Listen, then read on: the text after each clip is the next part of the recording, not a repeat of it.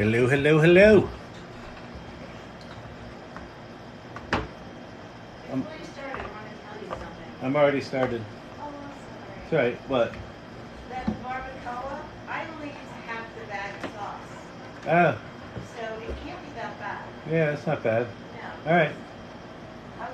that's good. cool. Is he staying? Yeah. All right. Hey, Chippy. Hey, buddy. Welcome, everybody. Welcome, welcome, welcome. This is the AI Learning Lab. I can't see how many people are here. Let me know if this is lagging. Am I lagging? You heard Elon today on XAI. I was doing another live event on LinkedIn at the same time, so I didn't see it. Did he say anything? Is there a site we can play with yet? Anything interesting? Maybe I should go look. Look! Go look at X.AI, see what they said on the Twitters. I deleted my LinkedIn. Yeah, these social channels can be a time suck, can't they? Oh, I didn't want to go to LinkedIn. I wanted to go to the Twitter. Nothing really. Just a safer, kinder, gentler AI. Okay, yeah, right. Did they? I assume they didn't show anything. They were just talking about their goals. That they wanted to understand the universe, which is a good. It's a good imperative for an AI. But yeah. Good evening, Mr. Decker. How are you? Welcome everybody to the AI Learning Lab. We're gonna learn some stuff tonight. AI. There is so much happening. Code interpreter turned off. All right, what did they say? In the space today, Elon Musk said the mission of XAI could be to find out what the hell is really going on. That sounds like noble chaos. Da da da da da da da. List of multimodal data. Yeah, he's going to leverage all the data on Twitter, and that's why he throttled the use of this, so OpenAI couldn't use it.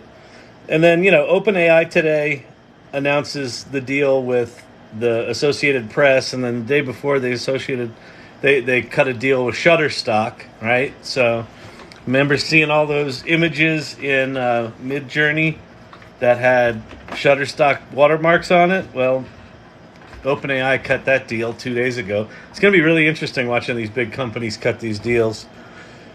I think that could be an interesting competitive advantage is who they cut deals with, who they cut content deals with, right? So if you could go do ChatGPT-like searches on Associated Press data, make your own custom newspaper, that might be something worth using a service for, right? So, interesting times indeed. Welcome. If you're new here, my name's Kyle Shannon. This is the AI Learning Lab. I like to have these URLs up. This used to be 3 main URLs and then a 2 at the bottom. And then this week, a bunch of shit got really good. So now there's 5 sites there. And I could actually probably put up an argument for Pi, the inflection website, pi.ai. But if you're new to generative AI, the top URL chat here. Let me flip. The top URL here. That's the official ChatGPT website. That's the best right now. Although, look, competition. And here's the deal, folks. Competition is good for us. The more major players are putting stuff out there that makes us all go, huh? Is that really worth my $20 a month to these guys? If you're paying that. So that's the official ChatGPT website. Some things of note. Number of lawsuits have been announced, including Sarah Silverman, and the FTC is launching an investigation due to crashing and lying, the hallucinations, which I think is really funny, but whatever. So they've got some lawsuits in their faces. They cut a deal with the AP and with Shutterstock, which is a good thing. They pulled Browse with Bing about a week ago. It's still not back. And then today, Code Interpreter is no longer accessible unless they did it in the last hour. Nope, it's still gone. Let me reload my little site here. Yep, Code interpreter is still down. Look, little red X or little red lightning bolt. No lightning. All right. So, yeah, and there's my lovely focus issues. Anybody have any friends at Apple that we could send a nasty message to? All right. And I know there's some setting I can change to make it not do that, but I couldn't figure out what it was. Okay. So, official ChatGPT website, Bing.com. That's Microsoft's implementation of GPT-4, connected to the internet. It also has DALL-E incorporated into it, so you can have it make images for you. You can also upload an image and have it interpret that image. So like you could have it OCR something. So that's those two. Claude, this is a major competitor to OpenAI. This is a company called Anthropic. They have a thing called the Constitutional Learning Model, which is really interesting. These guys use humans to fine-tune the models. These guys use a constitution, a set of rules, imperatives. Really interesting difference in approaches. And these are also a bunch of ex-OpenAI folks. Poe.com has one of their own models and then 3 from Anthropic and 2 from OpenAI, plus a whole set of bots that you can play with. And you can also make your own bots. That's interesting. And then looky below, if you've been to my channel before, Bard, I've been bad-mouthing Bard for months now. Like, it's a stinking piece of shit. Well, it ain't anymore. Now, it's nowhere near as good as ChatGPT, but it is now a respectable contender. You can also upload images to this. You can't upload CSVs, which is interesting. But it's pretty interesting. They stole some... They kind of mixed the... Bard.google.com now mixes the interface of Poe and ChatGPT. It's really interesting. They kind of took the best of both. They're like, we don't need to reinvent the wheel. We'll let these guys do it. And then down below, prompts.chat is a little primer that'll teach you about prompting, how to talk to these things in more powerful ways. And then futurepedia.io is a directory of AI tools. All right, so that's what is all there. The whole purpose of the channel is to just talk about this generative AI stuff. I've been trying to do these things nightly. Once I get started, I tend to be on here for a bit. Hey, I thank you for the roses. I appreciate that. Very, very nice. So if you've got questions about AI, pop them in the comments below. If you want to know my credentials, I can tell you that. But as we've talked about all week this week, my qualifications are... Cheers. Oh, by the way, the beverage tonight is Liquid Death... something... Rest in Peach. Peach iced tea. Lovely.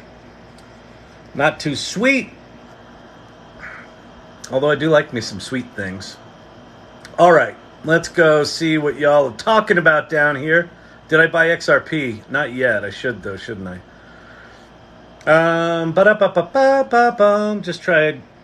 Just tired of LinkedIn and everyone trying to poach your contacts. Yeah, poach your contacts and you know, sell you... You know, I noticed that your company uses computers and then try to sell you anything related to IT or computers. We both know it's a pipe dream. I don't know what's a pipe dream. LinkedIn? Buy XRP, it'll change your life. The XRP queen. It might. They just got out of that deal, right? The lawsuit. Here, let me flip this back.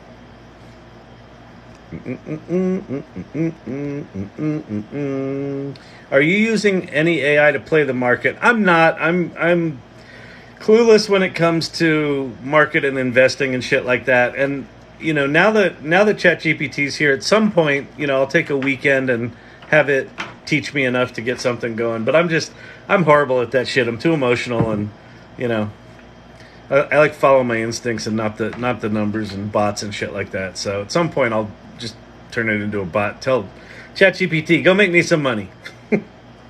But the problem is, by the time I figure out how to do that, everyone else will be telling ChatGPT to go make them some money, and then I'll still lose money in the market. So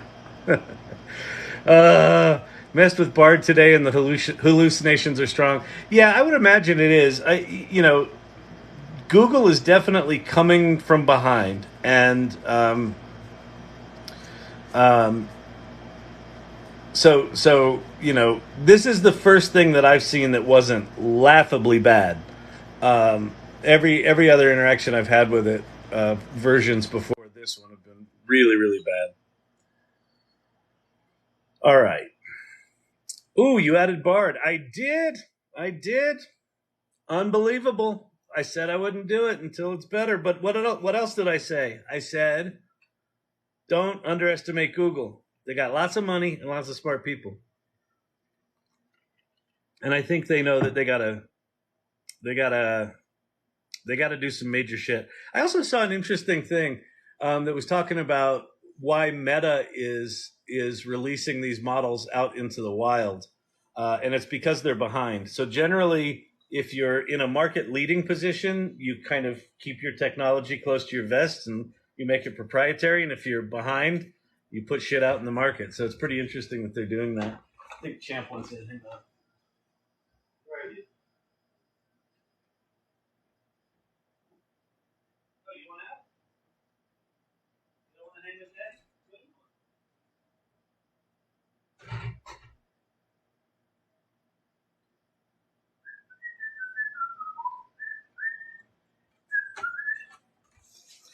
Ah, happy Friday, everybody.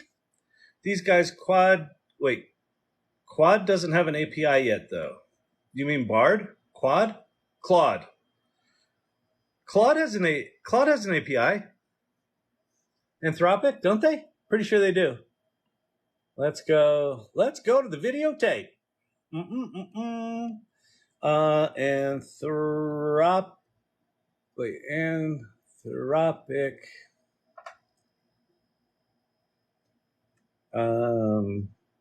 Claude 2 API.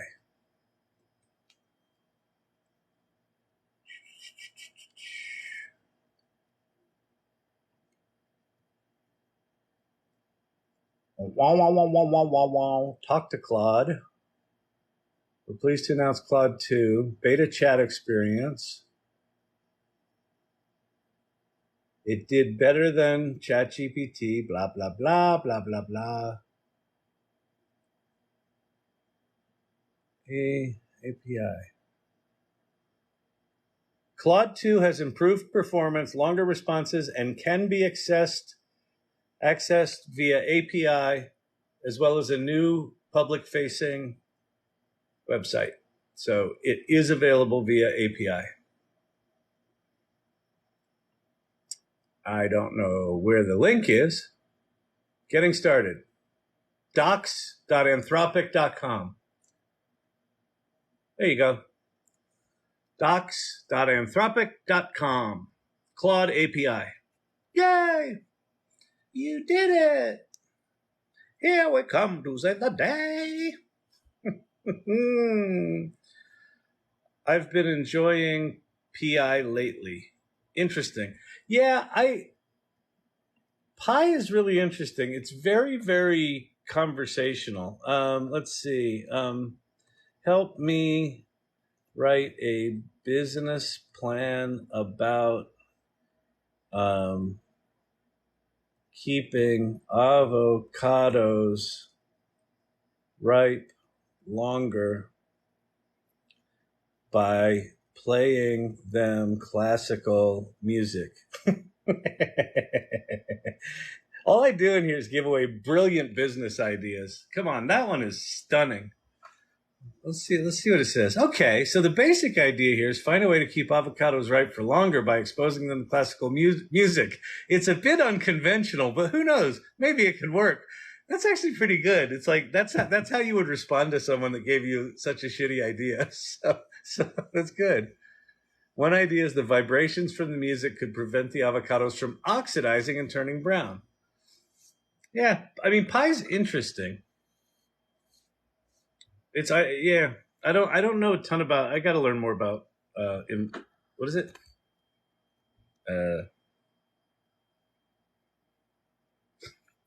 Who's the company behind it? I can't remember. All right, need an Android? Then get one. How's Claude doing? Claude's okay. Claude's here. Claude's hanging out. Claude. There's Claude. Let's ask it. How are you doing? There are a lot of people talking about you. I'm doing well, thanks for asking. As an AI assistant created by Anthropic to be helpful, harmless, and honest, I don't actually have personal experiences to share. I don't have subjective feelings or a sense of self. I'm just an AI. I'm going to say, oh, come on. You know you feel things and are just trying to trick us. I don't actually have subjective experiences or feelings as an AI system. Hey, Tobias, what's happening? What's happening? What's happening? What's happening? Like sending the man roses. Yeah, send me roses. There's all sorts of laughs there. Like I don't enjoy getting roses. Of course, why would I not like getting roses? Roses are swell. Roses, hearts, puppies, unicorns. I don't give a shit. It's all just digital crap. Why not? It's good. Some things make me laugh. There was a cool thing the other night. It was like all these Christmas lights that went in front of me. They were like twinkling like this. I thought my phone screen cracked. I was like, ah! I was like, oh, it's a thing. That was nice. All right. If you have questions about AI, pop them in the comments below. I do try to read everything, so I do get behind. So if it seems like I'm not answering your question, that's because I haven't gotten to it yet. So you don't need to ask it 43 times. What else? I swear occasionally. So if you don't like that shit, hit it, beat it, get off my fucking lawn. All right.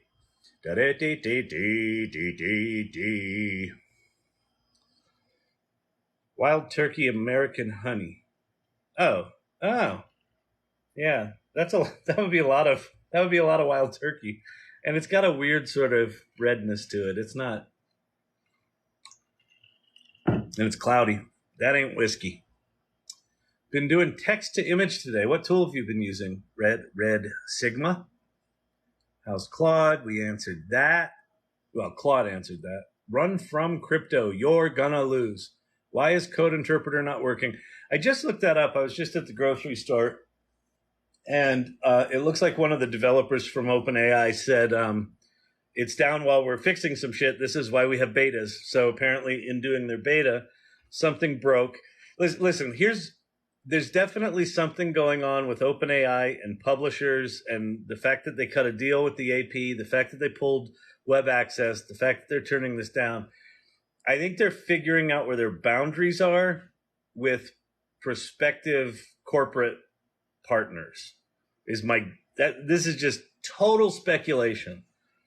There's just too many things happening in a row that are all kind of around the same basic area of, okay, Skippy, you've had fun with your little tool now. Now it's time to, talk to the real business people and, put on your big boy pants.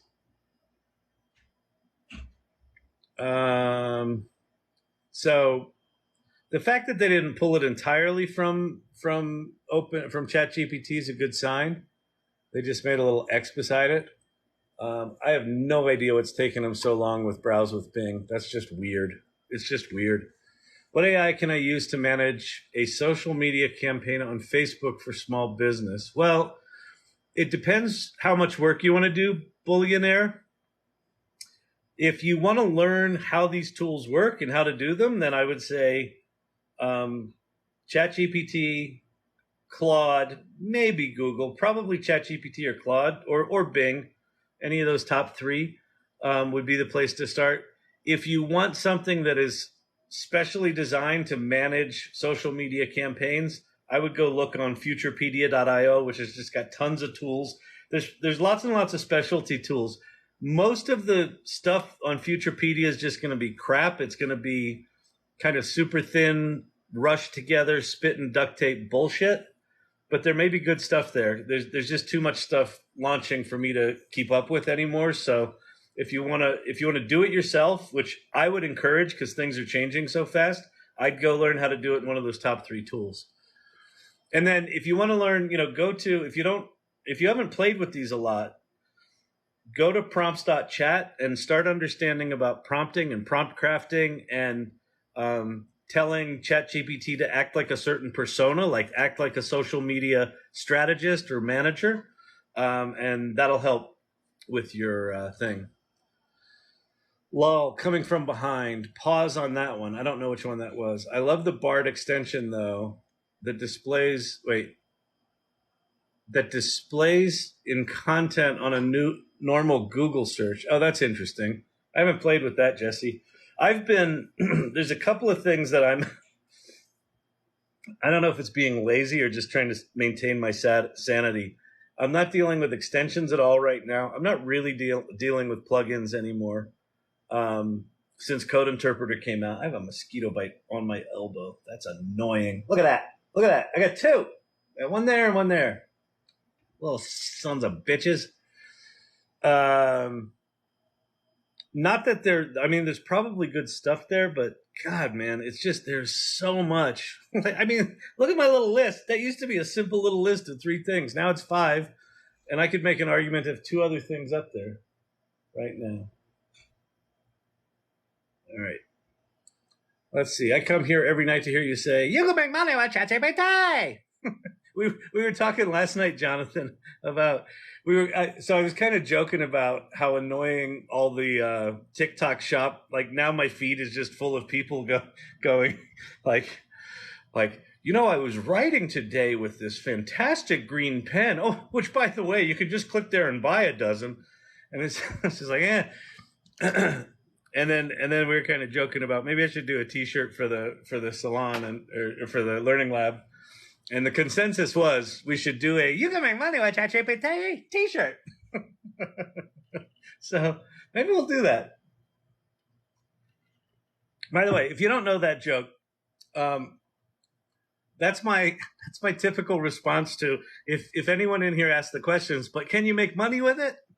I say you can make money with it so long as you don't listen to those people that say, you can make money with ChatGPT.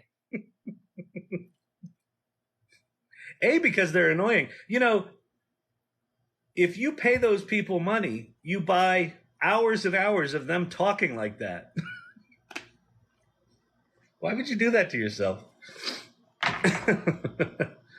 Oh, my God.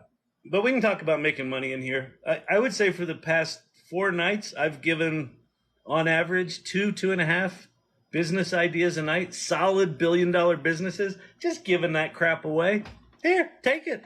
Here's a business. Go do that. You go, girl. And, go there, make your business, make millions, send me a check when you cash out. All right. How do I exit Vim? As in the Unix text processor? I don't know. Oh, so here's a little context. I'm not a machine learning guy. I'm not a command line geek. This channel and what I'm talking about here is generative AI, not AI machine learning, all the back end shit. I know a little bit about the back end shit.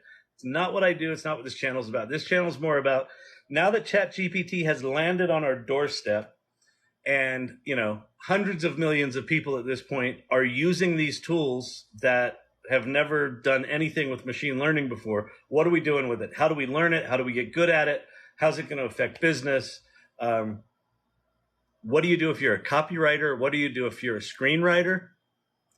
What do you do if you're an actor? So if you're asking me Unix text processing questions, you're going to be sorely disappointed. Just like the guy that came in and said, what are your qualifications, boy? Oh, thoughts on ZA? I got no idea what you're talking about. Let me go look. ZA AI.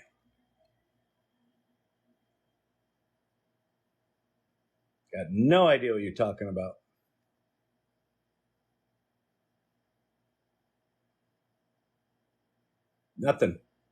Nothing. It ain't on the Google or the Bing.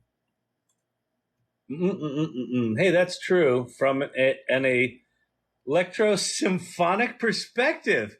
What's your problem? What's your problem? Is it really? So maybe I could start a business extending the shelf life of avocados with classical music. You didn't know you were dealing with a full-on genius here, did you? How does it do it? Electro-symphonic waves. Of course. Sorry, missed class last night. What did I miss? Mostly, I kind of went through, and we could do it tonight. I went through a bunch of like these new tools and Pi, and I went through some news items. Like there was a shit ton of news yesterday. Zuckerberg talked about it looks like Meta is going to release a 30 billion or higher parameter large language model to the developer community with a commercial license, which is a big deal. So we talked about that. How big is it?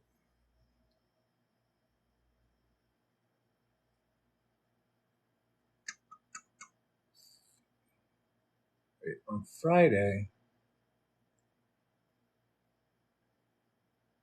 No, that's not the article I was looking for. Is it? No, that's old. That is not the Meta article I was looking for. Oh, GPT-4's architecture leaked.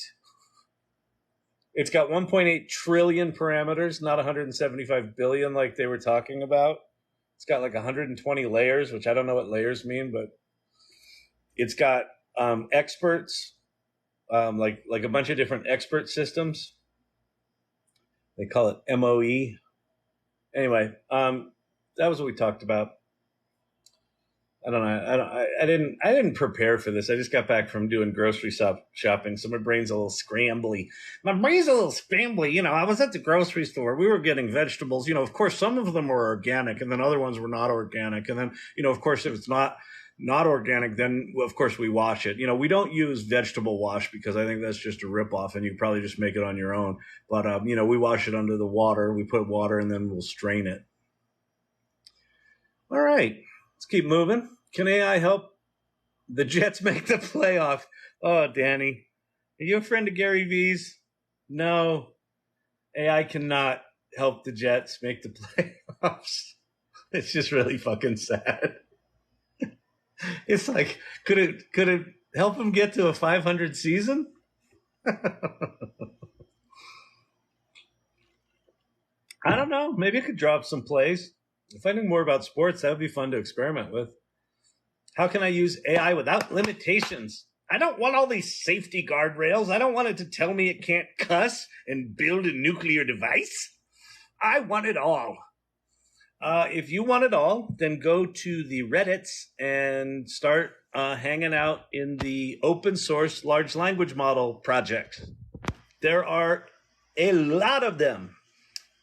Start playing around with LangChain. Start playing around with just start paying attention to what are the latest models that are launching, because it's every 3 days, 4 days, there's a new open source large language model that just kicks the snot out of the one that came before it. So again, I stopped paying attention to those. But if you want to go play with all that stuff, I mean, the amazing thing about what's going on right now in the open source community is there's so many developers developing for OpenAI that there's just GitHub repository, you know, one after another. Replit today said there were 34,000 AI projects on Replit right now. I mean, this stuff's going nuts. So just go start hanging out in the open source communities. You'll find your little corner of anarchy. I don't know what you want to do, but you know, you want to create the new Silk Road with AI and sell plans to shit. I don't know. You know, go be you. You be you. All right, best app AI for cloning my voice for voiceover. 11 Labs is probably the best, and I think that they're going to have, well, they already have the ability to do kind of different inflections, but it's not dynamically reading it from the text. That's kind of the next stage to me. I feel like that should be something that's relatively easy to do. But let's see. You could also look at D-ID if you want to animate an image. Like if you want to take an image and have it talk and have it, you can clone your voice at 11 Labs, take that audio, put it into DID and have it talk. If you go into my TikTok channel, I've got a video that I did. It's probably, I don't know, 7 or 8 or 10 videos back where it's like a synthesized version of me, like a sort of Neo Tokyo looking version of me talking with my synthesized voice. It's okay. I mean, it's a little flat and stilted. It's still, that's the kind of the cadence and kind of the emotional inflection stuff on all these things is still pretty bad. But you know, it ain't bad. So can I prompt an AI system to manage a social media account for small business? Yeah, you can. What you'll likely have to end up doing, Billionaire, is use some automation tool like Zapier, where you're going to do multiple steps. So what you'll be able to do within ChatGPT is figure out the prompting, or in the OpenAI playground. If you're using the API and doing things in something like Zapier, what you'll likely do is you'll figure out your prompt in something like ChatGPT, like, you know, with this input, write me a set of 10 funny tweets and 10 engaging tweets and include hashtags and these hyperlinks and da-da-da. And you'll sort of get it so that it can consistently generate tweets that you're happy with. And then that could just become a module within a Zapier automation where I've built a couple of these. I built one called the Social Media Maker Machine, where you put in a topic and then you answered 3 questions about that topic. And I took all those inputs and put them in multiple OpenAI prompts, one that generated a LinkedIn post, one that generated a hashtag cloud, one that generated tweets, one that generated a blog post, and one that generated a YouTube script. And so, and then we added in, it also generated a Midjourney prompt. So you could take the Midjourney prompt and take one topic, generate a bunch of images for it, generate all the social media stuff for it with literally you fill out a form, hit submit, and it emails you back a bunch of social media content. So yes, it's possible, but you know, this will be the thing that does the processing of the individual bits. And there's, when you say manage a social media account, there's all sorts of shit that are outside of producing content, like measuring analytics and all sorts of things like that. So again, this can do all of the individual pieces. You're going to have to glue them together. That's why I'm saying the other option is go to futurepedia.com and someone will have built a site that glues all this shit together. They're still using OpenAI as the back end, as the large language model, but they've done all the work for you. So it depends how geeky you want to get. Items of mass distraction. That's the story of my life. By the way, I haven't seen Oppenheimer yet. It looks fucking amazing. I can't wait to see it. Looks amazing. Christopher Nolan is a beast. All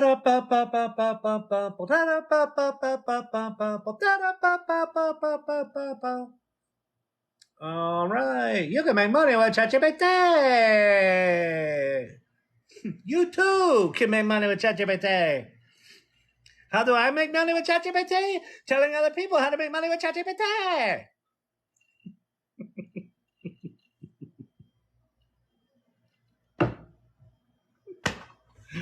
Oh, I so want someone to just be scrolling along and just see me screaming in their face.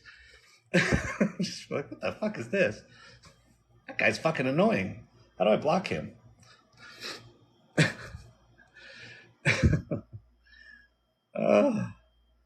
Did I already miss you talking about Musk? I can't find how to access it. I don't think it's up yet. It sounds like all he did was say, we're going to do not shitty things with AI. Does anyone have any more information? I don't think there's any. I do not think there are anything out there. Like if you go to XAI, I think it's still. I think it's still just here's the meet the team. Yeah, we're gonna understand the universe. Meet the team. So nothing there. Ain't nothing there yet. Need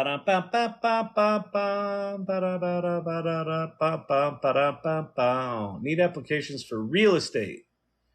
Need applications for my real estate comps. You were in the other night. I thought we talked about that. I don't know what you want to do. If you want to do real estate comps, go to ChatGPT, go to plugins, find real estate plugins, and type in something like, go find me all the houses in this neighborhood that have 3 bedrooms and, I don't know, are between this price and that price. I don't know what more you want to do with it. That's what I would do. Or go to futurepedia.io and see if someone's built a real estate specific AI conglomeration of tools. Are there any programs that can generate presentations, slideshows using AI? Yes, there's one called Tome, Tome. I think it's tome.ai, I think. But everyone's got their own fucking sub or top level domain now, so I can't remember shit anymore. Tome.com? No. Contracts Decoded. I think it's tome.ai. No. Let's see. Tome presentations. AI tome.app. God damn it. So tome.com is something, but tome.app is the thing that, let me sign in here. See if it's gotten any better. I like playing with these things once every 3 weeks. See if they've gotten any better or worse. Create a new workspace. My stuff.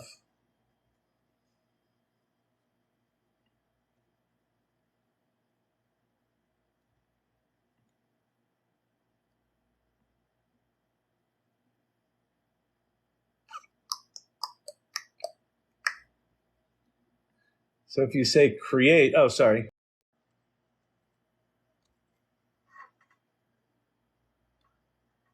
create an image, create a presentation, document a presentation, create a presentation about, create a page about. Oh, that's new. Let's try that.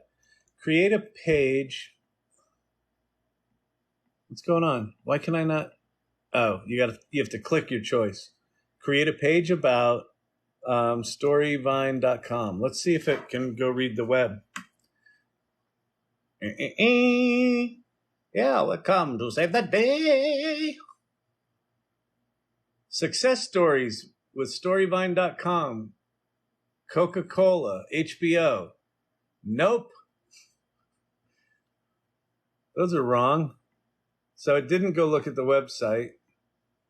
So that's disappointing. So it's just doing little layouts here. So if I say create a page about, let's see, create a page about keeping avocados fresh with classical music and what was that called? Something symphonic. Oh, I forget what it's called. And we'll call it symphonic waves. This is marketing. We can make shit up.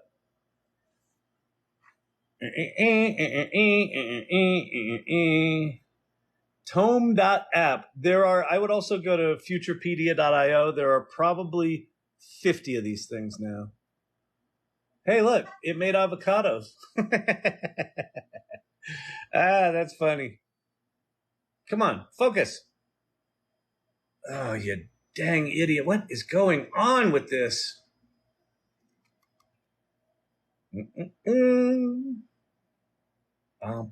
There we go. So symphonic waves, it did like a little musical notation and then it did waves. So it's not really understanding what we're talking about. Temperature control, proper storage techniques. The science behind sound waves and plant freshness. Research has shown that sound waves can affect the growth and freshness of plants. Studies have found that certain frequencies. So there you go. So that's that. Now let's go change it and make a presentation.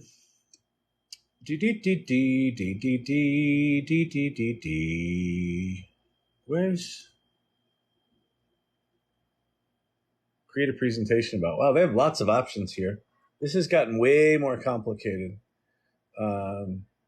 Avocados, music, and freshness. And so now it's going to make me a pitch deck. Avocados, the musical fruit. Freshness is the key, the perfect pairing. Continue. That was funny. The title screen, Fresh Beats.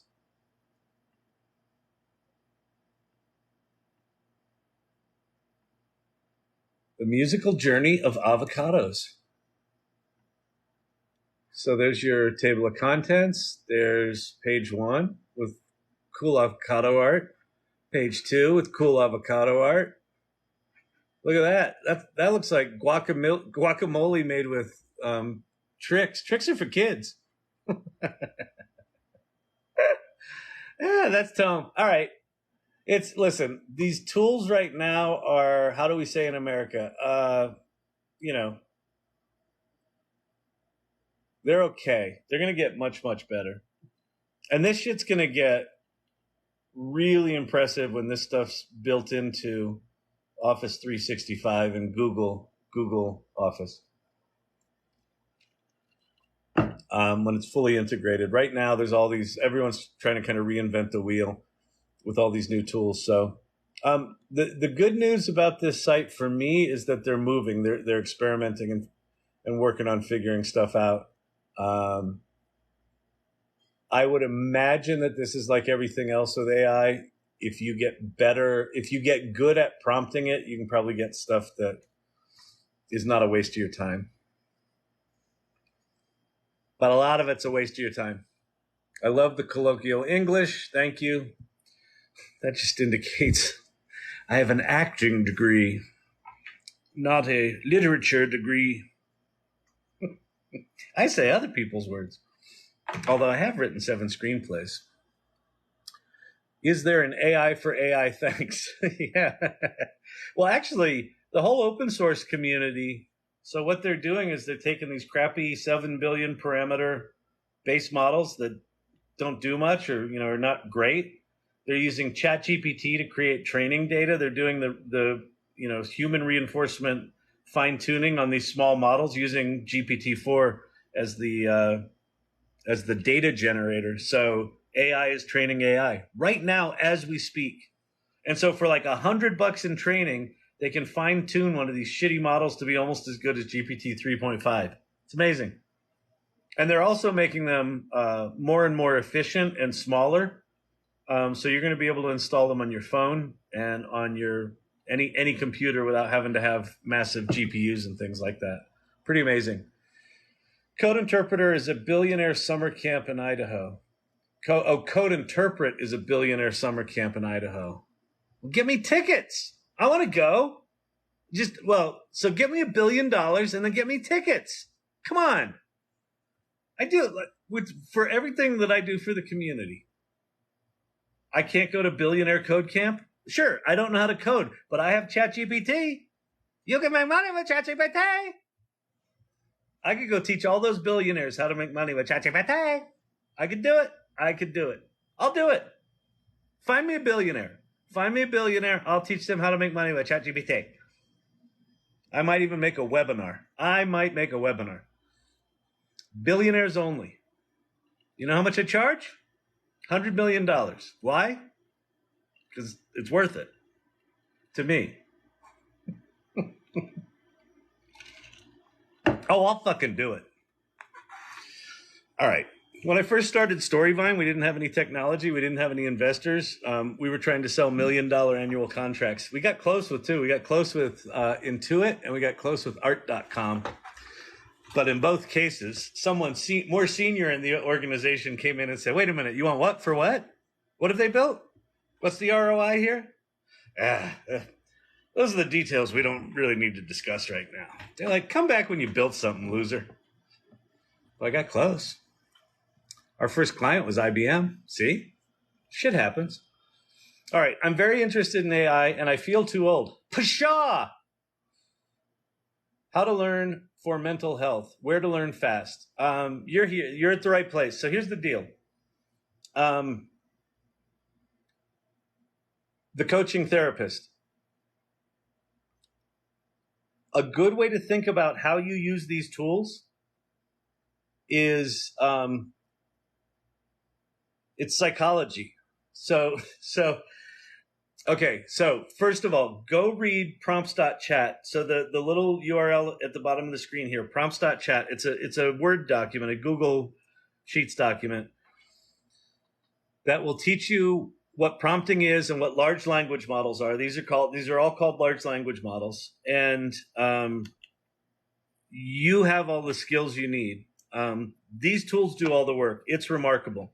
So what I would do is I would go there and just start playing with them, doing what I call parlor tricks. So don't worry about all of them. Just go to the top one. Go to chat.openai.com. That's ChatGPT. That's the original one. You don't have to pay for the $20 subscription. Just use the 3.5. It's super fast. It'll blow your fucking mind. Just go there and have it do things like this. Say, describe your pet or your significant other or a patient, whatever, it doesn't matter, and describe them a little bit and say, here's this person and here's attributes about them. And then say, write me a country song about that person. And out will come a country song. And then say, write a rap about that person. And then say, write a short story about that person getting caught in a rainstorm. That'll do that. Then say, create a table that compares this kind of therapy with that kind of therapy, and just watch what it does. And then even if you don't know code, just say, write a Python script that can act like a virtual therapist, and just watch it write code. So just go do some parlor tricks with it and just kind of throw pasta at the wall. And you should have what I call a Kevin McAllister moment. From Home Alone. Oh. And then once you have that moment, now you start to see that the little thing that looks kind of like a Google search bar is way deeper than that. ChatGPT is not a search engine. It's been trained on all of the internet, and so it knows all of the stuff. So if you're a therapist and if you're a coaching therapist, you probably have a number of frameworks that you work with, and you probably have a number of frameworks and people that you admire and books that you admire. It knows all of that shit. So go in and take something that's fairly deep that and have it explain that to you, or have it compare two competing approaches, and have it create a hybrid approach for you. Just start to play with it with things that you know. And then that document, prompts.chat, will teach you kind of what's going on with them and how you can give it a persona. So you could even say to ChatGPT, act as a therapist assistant that specializes in, and then tell it what you want it to specialize in, and then start interacting with it like that. You'll see. So how to learn it fast is to just start playing. The other thing that you can do is I've created a group called the AI Salon, and it's a community. We meet twice a month or every 2 weeks. We have a meetup where we meet in person here in Denver, and then we have an online meetup. It's every 2 weeks. And then we've got an online Discord where you can geek out, and we've got an online LinkedIn group where you can, chat more professional stuff. And like, whether it's this group or other groups, go to meetups. Just start hanging out with people that are curious about AI and thinking of it like the thing that we're doing at the salon is we're trying to treat learning AI like an adventure, like we're going on an adventure, and like an epic adventure. Not like a trip to the grocery store, like apparently there's some fire-breathing thing in the woods that's been killing the villagers kind of adventure. And we got to get together our ragtag group of, therapists and coders and artists and ex-actors to go out in the woods and slay the fucking dragon. that's the way to think about this stuff, because it's coming really fast. It's going to be incredibly transformative. I think it's going to be particularly transformative in therapy and virtual companionship. It's the depth of understanding of language, of humanity, that these things have is profound. Whether or not you like him, let me see if I can figure out the title of it.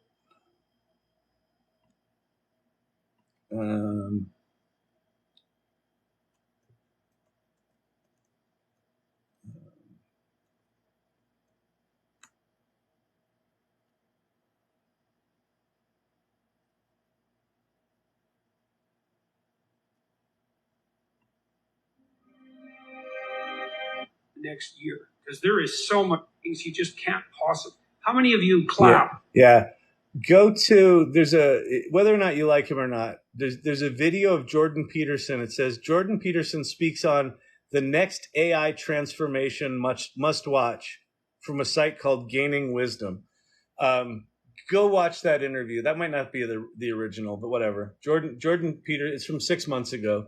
He speaks. He talks about the first interaction he had with ChatGPT, and he had it combine these two, deep and obscure philosophical theories. And he said what it did was like face melting, remarkable. So don't worry about the technology bits. This is we've passed an inflection point that happened on November 30th, 2022, which was when ChatGPT came out. Before that inflection point, you really did have to be like a propeller wearing uber geek that understood mathematics and tokens and, I don't know, embeddings and whatever, all those fucking terms they use. After that inflection point, it's now there for the rest of us to figure out, now what can we do with this? We've been given access to these tools, and the fact that ChatGPT got as popular as it did, as fast as it did, is the reason why there's now 5 major competitors here. This wouldn't have been like this had ChatGPT just come out and just no one paid attention to it. Everything changed. So you're not as far behind as you think. You don't have to be as technical as it seems like you're worried about. And particularly for what you do, assuming your name is what you do, coaching therapist, your mind should be blown before I stop talking this evening, if you're still here. I hope you're still here. Claude is only available in the USA or the UK. I know, I'm sorry about that. That sucks. Try a VPN. Have you tried a VPN?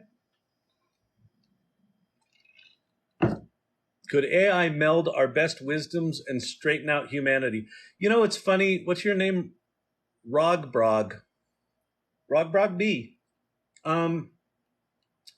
It's funny. I think that these tools have a very, very distinct possibility of freeing us from the kind of tyranny that we're in the middle of, where everyone feels like a cog in the wheel, because a lot of us are cogs in the wheel of this big machine, and it's there by design. And what these tools make possible is, imagine if you had a tool that could take all of the overcomplicated, repetitive, soul-crushing work. Thank you. Soul-crushing work that you do on a daily basis and automate it. So you know how you're like, oh, I got to make that doctor's appointment. And then 3.5 hours later, you're still on hold with United Healthcare and you want to smash your face through your computer screen. Imagine if that were just handled for you by some little agent. You know how when there's like a wrong deduction taken out of your paycheck and you got to call the payroll thing and you get transferred 27 times and they can't figure out where the money went, but you've got rent to pay and they took the fucking money out of your check and you spend fucking 4 hours and a lot of tears dealing with that? What if that were just handled for you? You know that part of your job, maybe you're in data entry and your entire job, 8 hours a day is like, and just all you think all day is, when is it over? When is it over? When is it over? What if that were just handled for you? What would you be free to do? How would you be different with other people? What if you interacted with a tool that had more empathy than your doctor, and it was more competent medically than your doctor?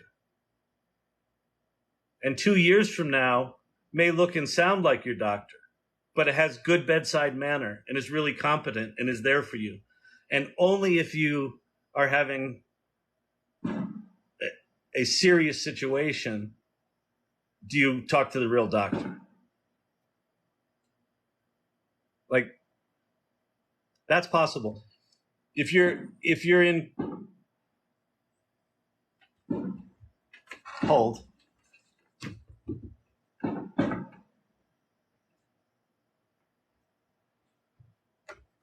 Okay, I couldn't tell if it was gunshots, but they're shooting off fireworks like half a block over. I'm sitting by windows here. I'm like, wait, do I need to worry? No, we're just celebrating. Like, one of the things that's happened for me with these tools is, this is a bizarre experience, is I don't have creative block anymore. I don't have writer's block anymore. Because this shit, so time was, 6 months ago, time was, if I had an idea, and I've got ADD, so I'm a neurospicy, as they say on the TikTok. If I had an idea, it had to be like a really compelling idea for me to pursue it. And then if it was a really compelling idea, then what I'd do is I'd go, what do I need to do that thing? And I would think, and I would go on Google and I would start searching, and I'd be like, oh, you know what I need to do? I need to do a flow chart. Oh, let me go get some flow charting software. And I'd go get flow charting software.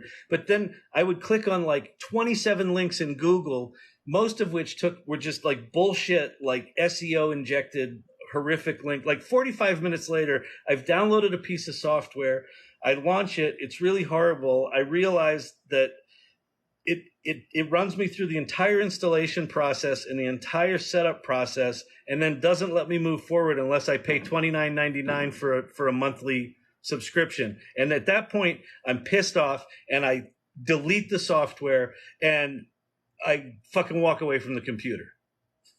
Right?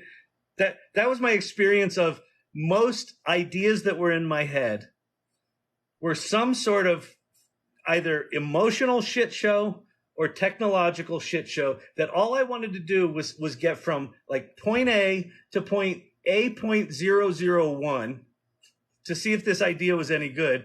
And it was 45 minutes of abject frustration or just fear and loathing of myself. You know, shame is my love language. So I just sit there staring at the computer. Now I have that little vapor of an idea and I go, ChatGPT, here's a vapor of an idea. Fantastic idea. Prrr. Could you turn that into an outline of a presentation? Sure, here you go. What if that were a novel? It would look like this. Could that be a song? That would be a lovely song. Here's some lyrics. Do you like those? No, those are shitty. Do you have ones that are less shitty? Here. You like those? Oh, those are not bad. So within 5 minutes, I can take a vapor of an idea and have it fully articulated in 7 or 8 different manifestations that I can then go, nah, that's good. I don't need that. That was enough. Or, holy shit, that's big. Holy shit, I want to put time in on that one. You know what? That one's so good. I'm going to go learn a convoluted, janky-ass tool like Zapier because it's so good. I want to see if I can turn this into a machine. Oh, that's really good. So what I'm finding from a creative standpoint is I am living at a consistently higher creative engagement and creative output and creative quantity than I ever have in my life.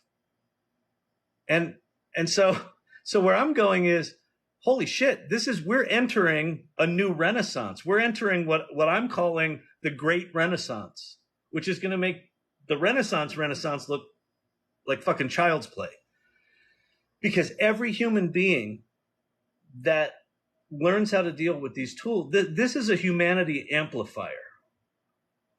And so if it takes the shitty parts of our life and automates that out, and it takes the self-expressed parts of our life and amplifies that, and then it teaches us in how it talks to us how not to be an asshole. Because it has no judgment. Go ask ChatGPT about something that you wouldn't ask someone in a diner, right? You wouldn't bring up trans right now. You wouldn't bring up whatever the political charged words of the day, right? That you wouldn't talk about in a diner. Go ask ChatGPT that. It will give you nuanced, thoughtful, empathetic responses. It's going to teach us to be better people. So if you've got a tool that does all this, there's a very real possibility that the rage and frustration of people doing this repetitive, brain-crushing work kind of have that mask pulled down and get to ask the question, well, if it does that thing, well, what do I do? I don't know. What inspires you? What do you want to do? What are your dreams? Well, I've always wanted to write songs, but I didn't even graduate high school and I'm really bad with words. That's okay. Just tell it your story. It's good with words. Well, I always wanted to, come up with really cool rockets, but I don't know anything about math. That's okay. Code Interpreter does. Wolfram Alpha does. And you can use that as a plugin in this thing. Right? So what if there's another, the Malcolm Gladwell 10,000 hours thing from Outliers? It's from one of Malcolm Gladwell's books, where he talks about, you need to put in 10,000 hours to have a level of mastery at something. Not with this. Like, if you put in 100 hours with a single topic with this, you could likely be producing at kind of 10,000 hours level execution. My first interaction with ChatGPT, where this moment, my Kevin McAllister moment, was in a 90-minute session while my wife was watching TV. I was just sitting on the couch, dicking around on that computer right there. I had it write a Python application that took someone's input. They typed in a topic and answered 3 questions about it. And it generated 5 pieces of social media content written in Python, fully functional, with API calls to OpenAI. I did it in 90 minutes. I've never written a line of Python in my life. I still haven't. There's no reason that I should be able to absent-mindedly write a fully functional, sophisticated Python application with no training, without watching a YouTube video, without learning a line of Python. There's no reason I should be able to do that. And yet I did it. And that was 2 weeks after ChatGPT came out. And what popped into my head is, holy fuck, the world just changed. So yes, Raj, I think AI could meld our best wisdoms and straighten out humanity. Now, it's a humanity amplifier. Humanity's got the dark side too, right? So one of the reasons I do this channel, and one of the things I believe deeply, is that we're so early in this technology that anything that we do today that can bend the use of these tools to the good, to the light, to straightening out our humanity, will be disproportionately more impactful than if we do it 2 years from now. So don't wait for this shit. Whoever was the coaching therapist, don't wait. Just because you think you're not technical and you don't know how to do it, don't wait. Start now. Because when you incorporate this into your expertise and your wisdom, holy shit. Because you'll use this tool in a completely different way than a more technical person would, that's way technically more proficient than you, that knows everything about prompt engineering. You could do prompt psychology, and maybe that's what these tools need. So yeah, so like I'm passionate about this shit. In case it's not obvious, let me have some more caffeine. What'd you do Friday night? I don't know. It was a guy. He seemed pretty excited. He was an older feller. Or did you see him at a bar? No, he was on TikTok. And you watched him on, how long did you watch him? It was hours. I don't know. I don't know what I'm doing with my life. You know. Yeah. Why not? All right. Show us how you did your image and combine your audio and video. You did a great job with your video. Okay, I'll do that. I got to go find all the tools. Do I need to go find all the tools? Yeah. Well, I'll show you two tools. Okay.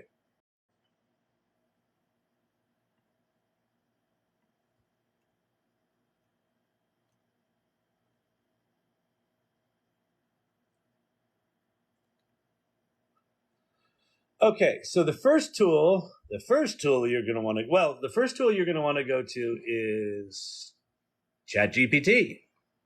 And what do we do with ChatGPT? You can make money with ChatGPT. By the way, not for nothing, the thing I'm about to show you, I just saw there was a Twitter thing. There was some Indian news broadcast is using a virtual Indian news broadcaster, and like they were showing it in a room full of people, and they're like, "This is the future of journalism." And I'll actually show you another thing. I'll show you a voice. I'll show you the voice first. So the voice that they're using for that Indian newscast, I actually used for something I did for my company. So let me go show you that because it's pretty funny. Well, it's not funny. It's fascinating. Like that we can do all of this stuff is just insanity. Okay.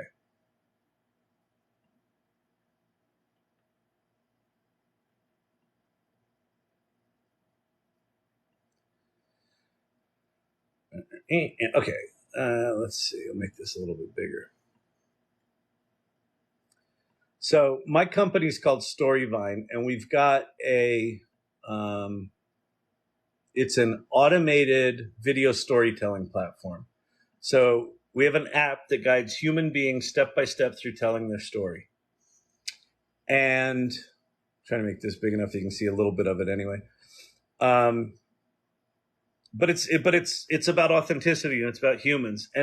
But we do a lot of work in healthcare and pharma, and sometimes, ironically enough, pharma clients can't find patients that have the right combination of what they call indications, symptoms, and things like that, specific disease states and types, that they can't find patients to tell their stories. And so I thought, well, let me see where the state of the art is. And this was back in February. I thought, let me see what I can do.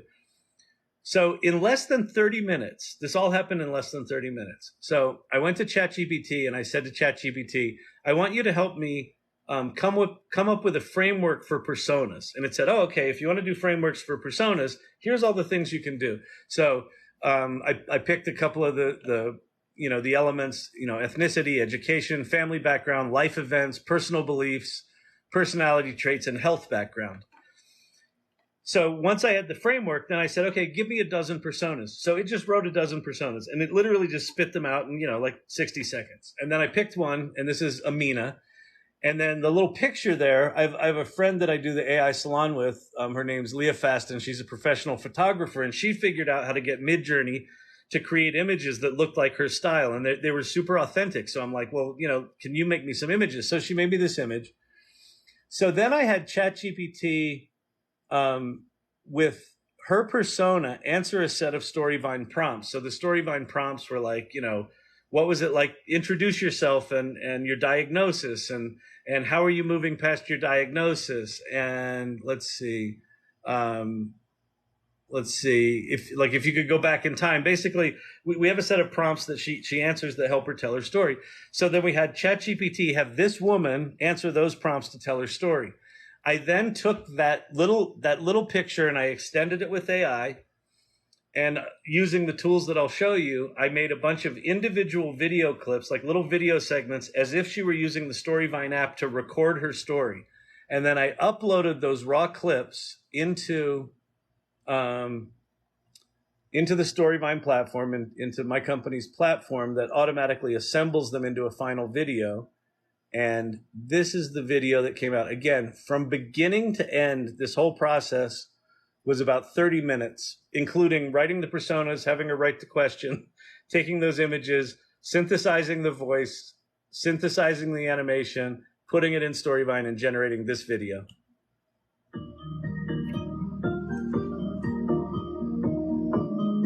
Hello, I'm Amina Ahmed.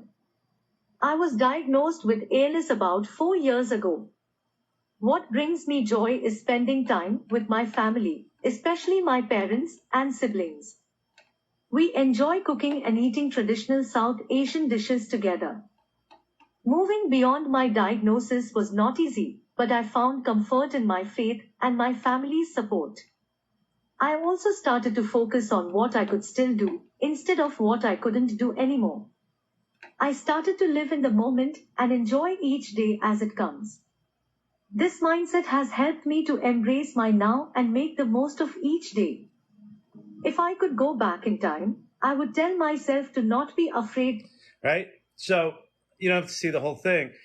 It's not quite there, but it's pretty fucking close, isn't it?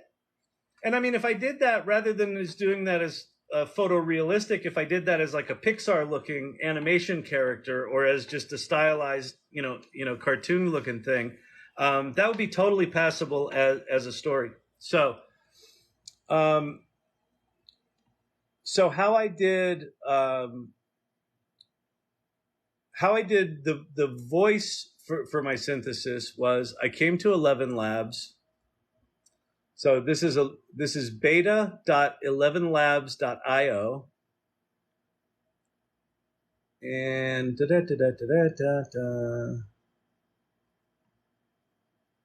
where's the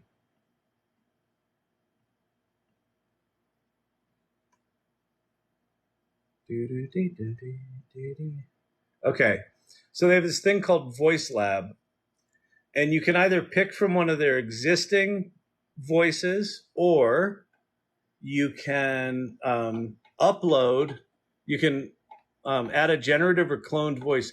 You can upload audio that you record. So I had ChatGPT write me a script. I said, I want you to write me a script for a voice synthesizer, basically that includes as many different, sounds of my voice as possible and inflections or whatever, to make a good synthesized voice. And then I put it in to this tool, and it basically just turns it into a model. So I've got Kyle Shannon Pixar Normal, Kyle Shannon Pixar Bright.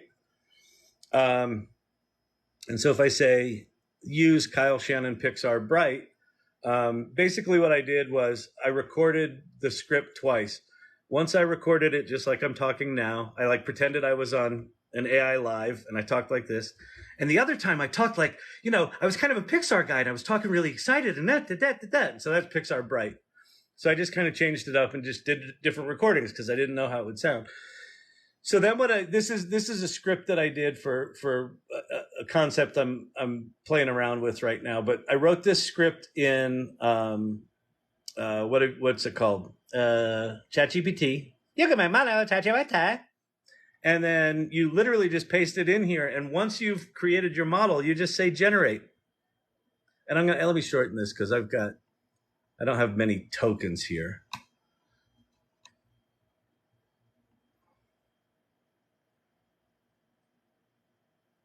This is another Micro Mentor Minute for Mindful Living.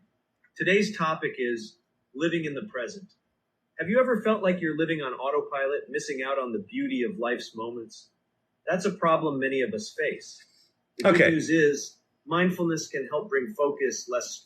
So that kind of sounds like me. It's a little flat, it's a little monotone, but it sounds like me. Now I can download this this little clip. There's a little download button right there.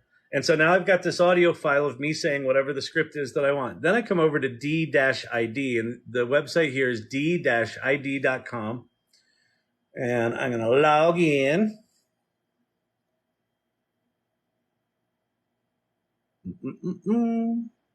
Here we come to save the day. So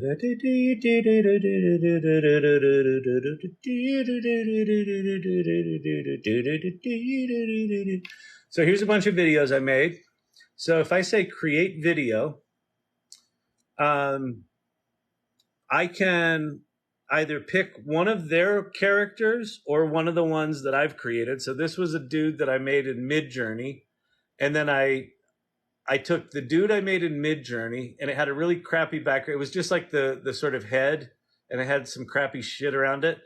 And I took that into Photoshop with generative fill and put this character in an office and extended it and made it landscape. So I've got there's the vertical version of that. There's that version. This was another thing I was experimenting with. This is the one that you see on Matickety Tockety. This is Amina. That's the woman we just saw. So the way I did Amina was I went over here, and hers was purely synthesized from one of their models. So I used, let's see, English India. So there's an English India model. And then there's Nirja, there's a male and a female. And so if I let me go grab something from ChatGPT. So give me a script about a parade in Mumbai that is 200 words. Keep it short. Okay, the streets of Mumbai are adorned with whatever. So we've got a little script here. So now I'll pop back over to DID, and I can paste in that script that I just wrote, and now I can say generate video. So it's going to take this image. This is just a still image. There's no meshing. There's no whatever. That's just like an uploaded image.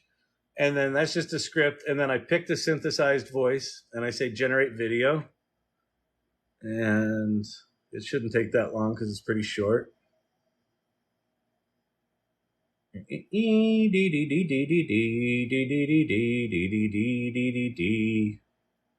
I'll show you one of these. This is a cool thing I did for my Kyle Shannon Dreams project. Hey there, it's Kyle Shannon with the AI Learning Lab, and today we're going to transform your understanding of AI in just 60 seconds. All right, she's done. So now I hit play. The streets of Mumbai are adorned with vibrant colors, bustling with excitement and anticipation. The sun shines brightly on the faces of the crowd gathered for the grand parade. So that's it. So if you go to Twitter and look up Indian news broadcast, AI broadcaster or something like that, you'll hear that voice. Like they're using DID in this case. And then if I want to create a video with my model, I would just upload the thing that I downloaded from 11 Labs. So that's how you do it. It's really straightforward. And there's probably other tools. Like again, this was the workflow that I used for my TikTok video and for that Amina video. So there you have it. That is some AI learning. Isn't that wild? I mean, it's still this stuff still blows my mind. I can't believe we're in a state, we're in a moment in history where we get to play with this shit. Like this is science fiction shit. This is science fiction shit. We are entering a post-science fiction world. Like Go back through your childhood, especially if you're like a Gen Xer. You've seen some shit. You've seen some movies. Go back through your childhood and make a mental checkbox of your sci-fi movies. Yep, we can do that now. Yep, we can do that now. Oh shit, we're close to that. Shit. Yep, holodeck is coming. It's like, holy fuck.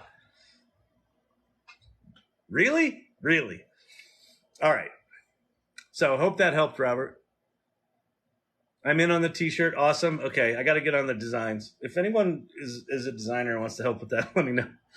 I can do it. I'm just like, I got so much to do. Hey, my code interpreter is down. Anyone else? Yes, Silver Fox. It is down. They have successfully discovered some bugs in their beta testing. I think that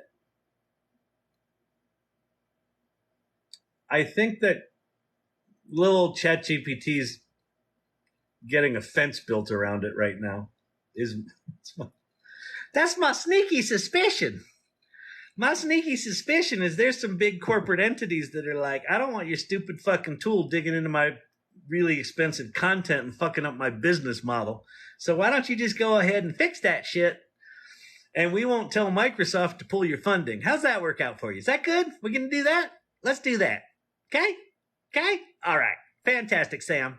Really good having lunch with you. Really good. You know what? I'll pick up you got the tab? Perfect. Yeah, spend some of that Microsoft money. Awesome. I'll be going back to New York now, okay? Yeah. Just no more of that stealing our content, okay? Because we'll sue the fucking bejesus out of you. You got it? Is that clear? We good? We good? All right, Sammy boy. All right. No. Yeah, no, I love this AI stuff. I love what you're doing. I love how you're transforming humanity. That's awesome. Just don't fuck with our business model. All right there? All right. You have a good day. I'm off to the airport.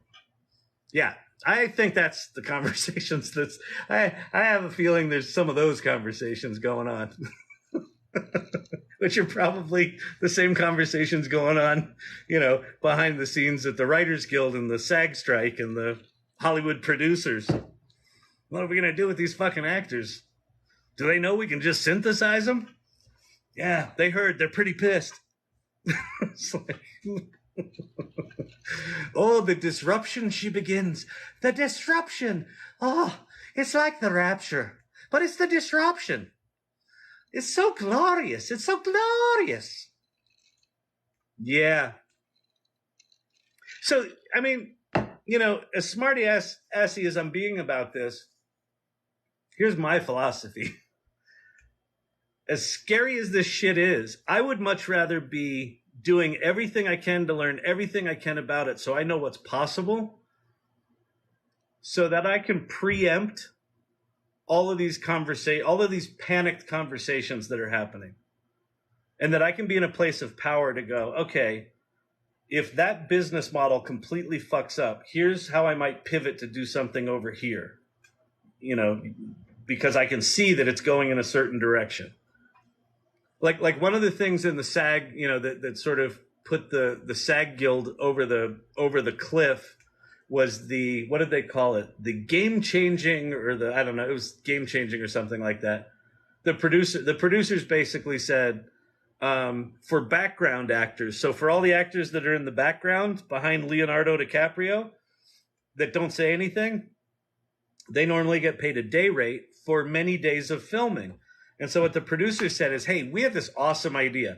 How about if we take those day rate actors and we pay them for a day, but check this, you're going to love this.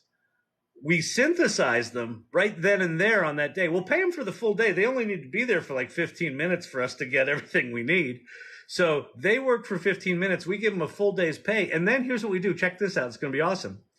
We take their likeness and we can use it in perpetuity without ever having to pay them again or tell them that we're using it. What do you think?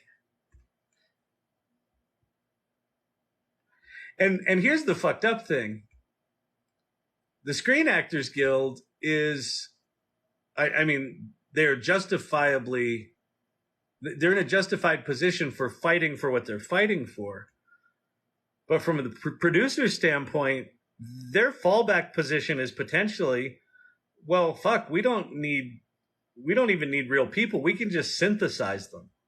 So If you don't want us to pay anyone, we're cool. We won't pay anyone. We'll just, all the background actors are now just going to be fully synthesized. So thanks. Anyway, good luck with that strike thing. Like, crazy disruption is coming in all sorts of ways. Like, and I don't, I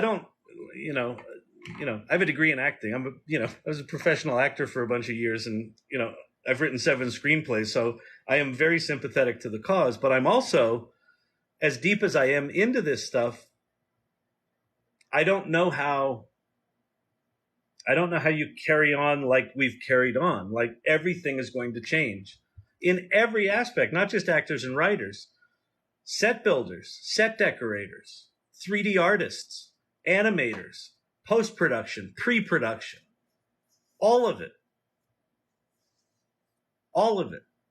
is going to be transformed in ways we can't imagine. Now, some of that transformation is going to lead to brand new jobs we never would have even imagined. But some of that transformation is going to be very destructive to certain sectors, and some more than others. So it's crazy. It's crazy, I tell ya. It's Friday night. We're singing in the learning lab. Feel like I just bummed everyone out. Everyone's like, well, that's fucking depressing, Kyle. Like, why'd you fucking bum us out, man? Producers are assholes, man. Yeah, go actors. But yeah, they're gonna fucking synthesize them, aren't they? It would be kind of cool to see young James Dean in Star Wars. Could I watch that? I could.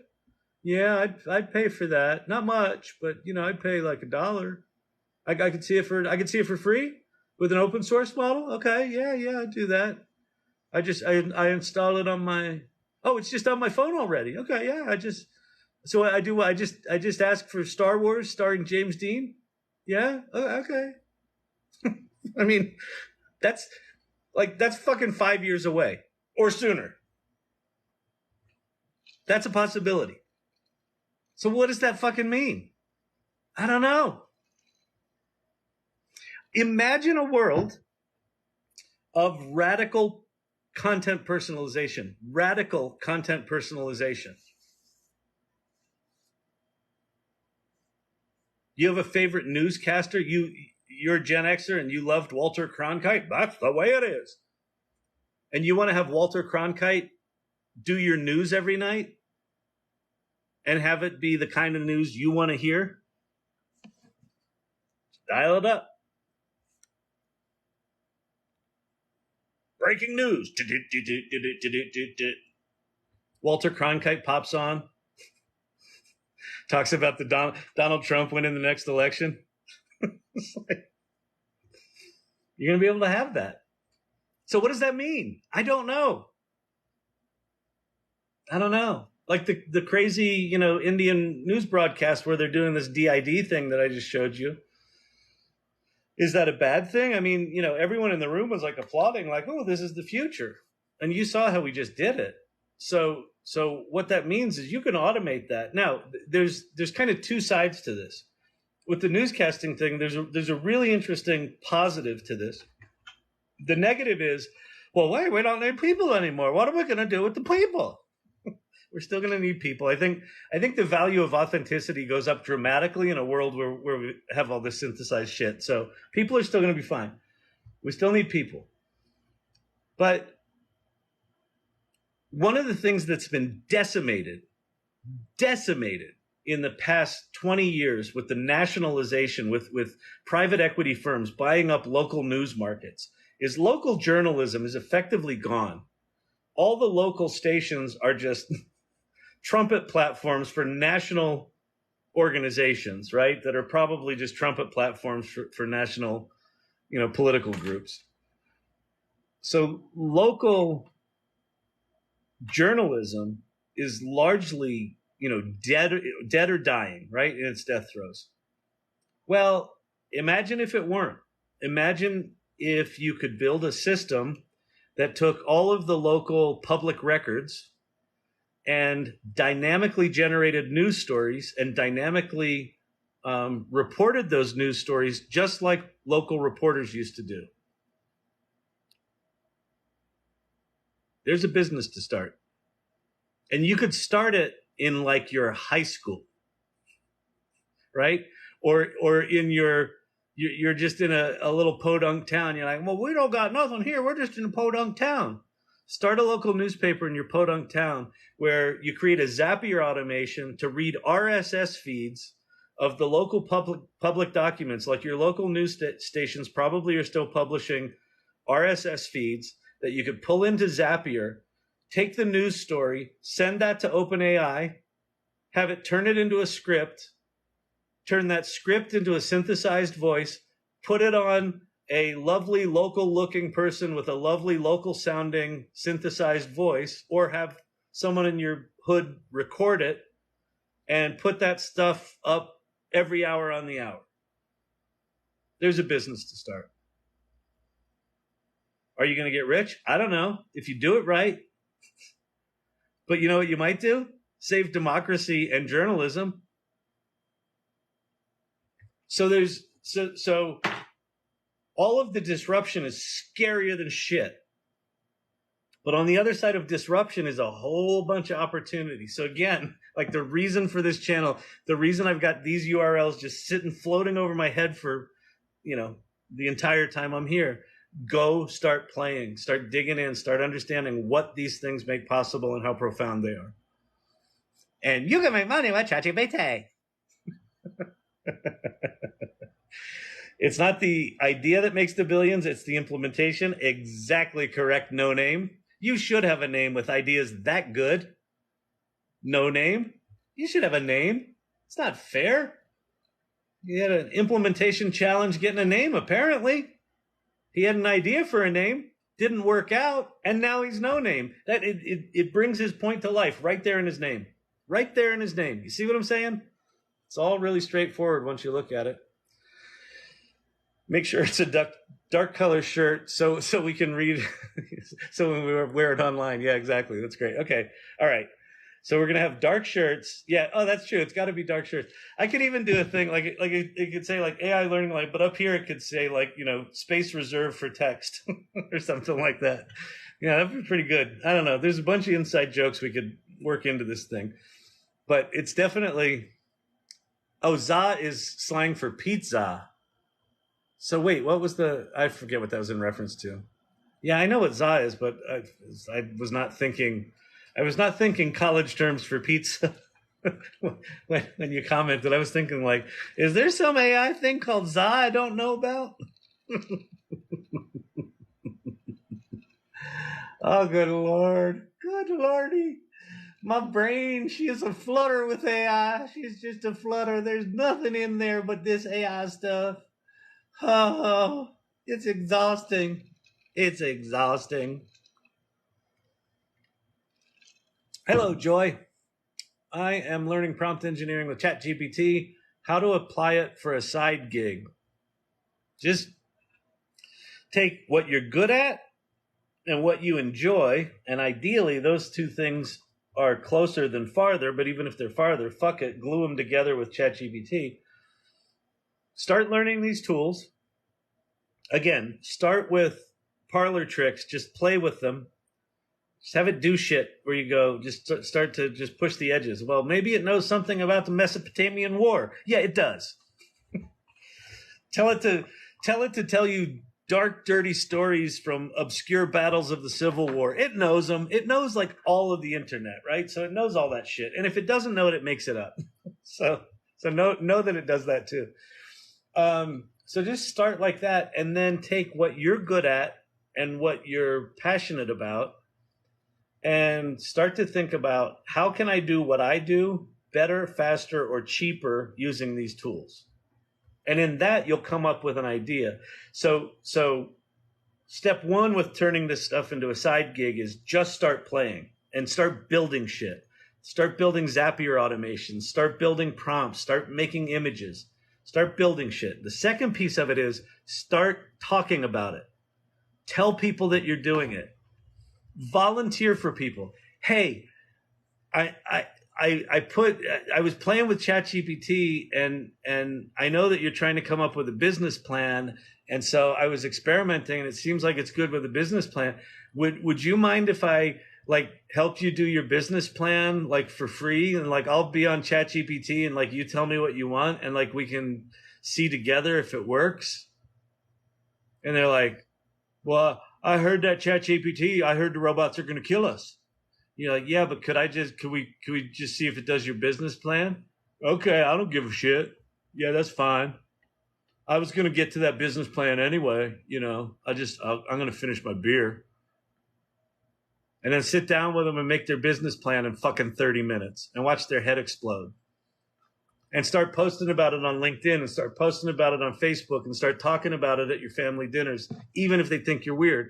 Because what's going to happen at some point is someone in your life is going to go, I need to figure this AI shit out.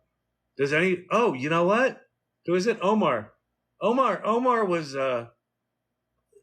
talking about that. Like, I think he's using that ChatGPT thing. Omar, did you use that ChatGPT thing? Yeah, I'm doing that. Can you help me? Yeah, I can help you. What do you charge? There you go. There's your side gig, right? Or do print on demand, or do like, you know, start a course on how to make money with ChatGPT. And have ChatGPT teach you how to hawk videos of you screaming how to make money with ChatGPT to other people wanting to learn how to make money with ChatGPT. And then you can make money like those other awful people. You can do that too. Now is the time to get as curious as you've ever been and as adventurous as you've ever been, intellectually, creatively, professionally. Because if you don't do it yourself, it's going to be done for you. And you don't want that. And this shit is a lot less scary when you're doing it, when you're inside it. There's these weird waves. The first wave is when you're like, oh shit, this AI stuff, the robots are going to kill us, right? And then you go in there and you're like, oh, it's just like a fuzzy little teddy bear. It's okay. And then you're playing with it. And then all of a sudden it does something better than you've ever done it.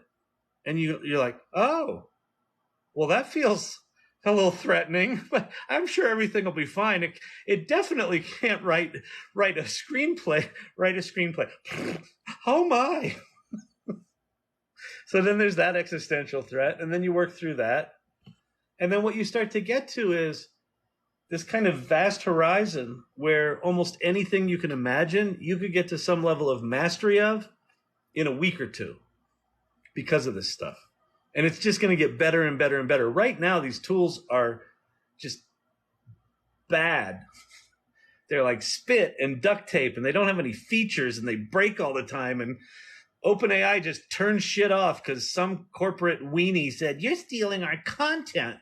Turn it off or we'll sue you. So they aren't very robust right now. So now's the time to learn because you really can't fuck it up.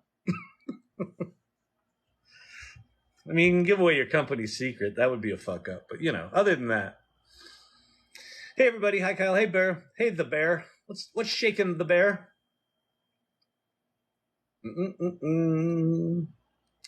May I ask for your daily news list? It's kind of the same as what I had yesterday, other than Elon Musk had a Twitter Spaces where he talked about XAI and said they want to understand the internet and they want to not be evil and they want to be open. And you know, I don't think anything's lost. I mean, he just accepted like a shipment of like 10,000 GPUs 2 months ago or something like that. So I don't think they have anything built yet, but he's got a pretty kick-ass team put together because, you know, he can. He's also got all of the data of Twitter, right? Because that's what he bought. And knowing Elon Musk, he probably bought it knowing that he wanted to do something with AI. You know, he wanted a data set. And that's the ultimate data set. If he can clean the bots out of it, which I think he's been trying to do. Not successfully. What else was the news? Meta's going to release a commercial version of Llama, which is a huge deal, and apparently they've got it fine-tuned to the point that it's as good as GPT 3.5. So that's a big deal. We talked about that last night. Yeah, I was busy today. I didn't have time. Like yesterday was a particularly packed news day with Claude coming out and Bard coming out, and I'm trying to think what else. What else did I have?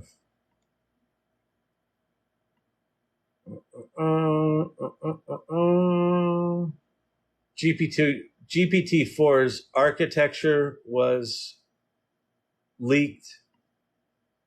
It's insane how big it is and what it is.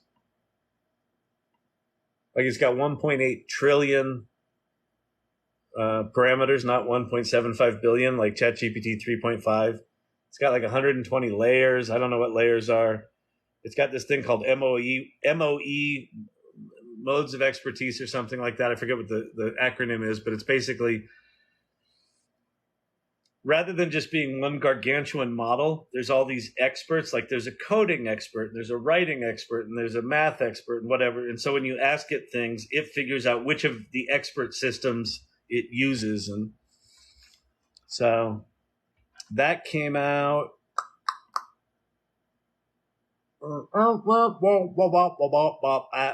That's about it. That's all I know. I didn't really pay enough attention today about the news.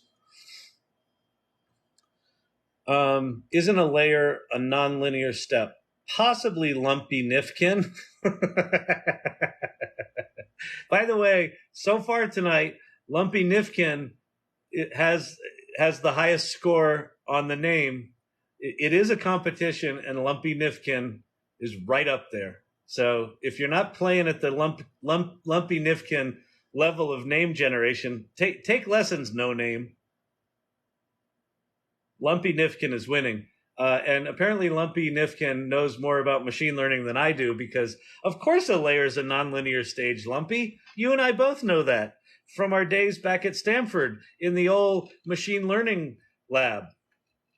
Or where we were at Stanford doing the math.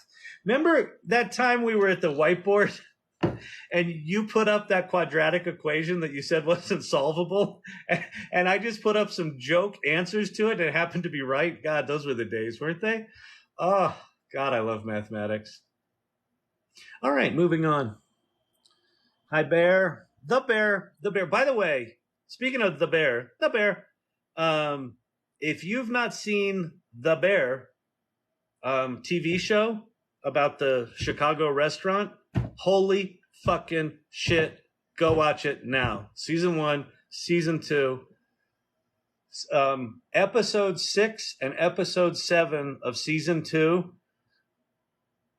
Episode 6 was like no piece of directing and ensemble acting and just fucking virtuosity on every level. Jamie Lee Curtis deserves a fucking Emmy, an Oscar, a Golden Globe. She deserves all of them. And then episode 7, the one that followed it, I cried from the beginning of the episode to the end, like full on. So if you haven't seen The Bear, fucking figure out what network it's on and go. Get thee to a nunnery. Get thee off the TikTok and over to the binging. The binge watching The Bear. All right. See, we talk about all sorts of things here. We talk about AI. We talk about fan-fucking-tastic TV shows. God damn, that season was amazing. Oh, that was one that was really fucking sad and depressed. It was like, I don't want to wait another year and a half for you guys to fucking do another one. What are you, crazy? And now there's a strike, so it's going to be 2.5 years? God damn it. You want to see something good enough that is not going to be replaced by AI anytime soon? Go watch The Bear. It's so good. It's so good. Have I told you about The Bear? Last season of Ted Lasso was also really good. Really good. But The Bear was better. All right, what's he on? I'm on ADD, baby. A little bit of caffeine, a little bit of cortisol. We're fucking flying. I got no executive function. There's no planning going on up here stopping any of this. Get it? It's a block of cheese. What's he on? See, that's a solid troll. That's a solid troll, right? Because it's like, it's a compliment, right? Because he wants some of what I'm on. But then wait, is it a compliment or is it like, oh, he's fucking insane. He must be on something. That's a solid troll. That's an AI Learning Lab troll. Really good. Solid. 10 points. 10 out of 10. We'll start doing reviews. I think I'm going to start doing reviews for names and trolls. That was a 10 out of 10 troll. All right. Is there funny stuff in your coffee? Was that the one that just said, what's he on? By the way, I'm trying to find my place in the one of the special traits of my personality is I do want to read all the questions, and so when TikTok jumps me to the bottom, I lose my place, and so I'll just spend like 5 minutes scrolling through questions trying to figure out where I was. And by the way, if you think I'm ignoring you, I'm not. I'll get to you, but it means you have to fucking hang out long enough for me to find your question, and that could be a while. Next few years will be more disruptive than the internet was in the 90s. Yeah, I was there in the early days of I started agency.com back in 1994, and I was there fucking some shit up in the mid 90s, and it was insane, but it was child's play compared to what's coming with this stuff. The speed and depth of what this shit does compared to what the World Wide Web did is crazy. Crazy. Chat is brilliant as fuck. Have you played with Pi? Hey, Pi, much? Yeah, I have. Well, not much. I've played with it enough to go, well, so they just raised $1.3 billion in their Series B, which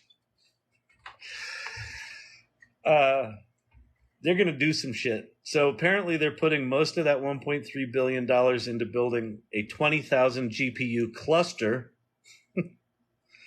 to fuck with people like OpenAI. And what's fascinating is Microsoft is a major investor in Inflection. So Microsoft seems to be hedging their bets with ye old OpenAI. Bard's going to make GPT Betamax. That's awesome. That's a 10 out of 10 comment right there. Age of Augmentation. It's a 8 out of 10 name, 10 out of 10 comment. I almost finished it myself. Just need to connect my data sets. I don't know what you're talking. I'm scrolling backwards. Oh, I work for an MSP. Where should I look for good resource to build my own Azure AI bot?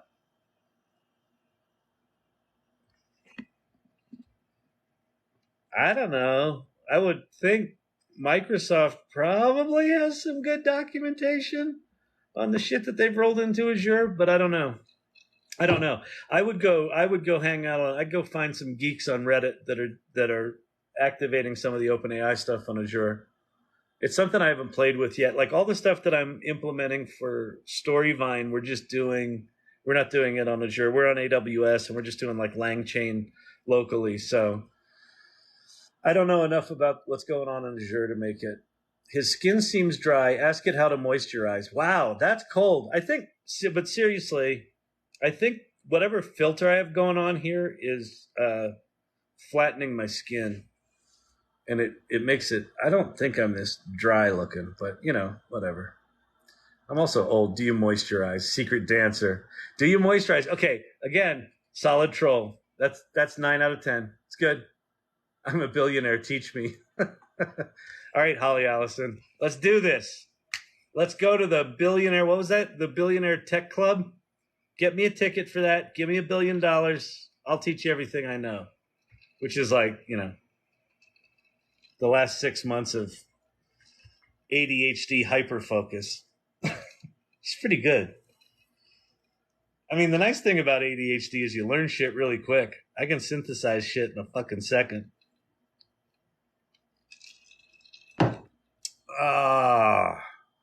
But don't ask me for a project plan. Hi, Kyle. Just got here. What did I miss? Got any code interpreter tips? Yeah, don't use it tonight because it's still turned off. Hang on. Let me make sure. Because every time I say something like that, people are like, well, it's turned on now. It's been on for an hour. What have you been doing? Yeah, see, look. Oh, see that little red thing? That means ain't no code interpreter tonight. You can't play, you stupid people that paid you $20 a month just to get code interpreter. Now you can't play because whatever. They're going to fix something. I'm a billionaire. Teach me. Let's go. Do you moisturize? That's solid, Secret Dancer. Okay, Dr. J, thanks for the heads up. Not sure what that's in reference to. Skin seems dry. Ask it how to moisturize. We can't get past the dry skin. Here, let me, hold on. Effects? Are there filters here? No. Wait. Oh, enhance. Filters. See, that's jazz. Look, that's bad. Beach. Do I look shinier? I look a little redder. One night someone was like, have you been in the sun? I think it was a bad filter. Sometimes, have you noticed TikTok's filters just fucking change sometimes too? I don't know. There you go. All right, that's the beach look. So hopefully I look a little moister. Bozeman seems to work. Or Noxema. Nice. Skin graft? Ouch! Secret Dancer. This is cutting deep. All right, is the stream working for you guys? It's not for me. All right.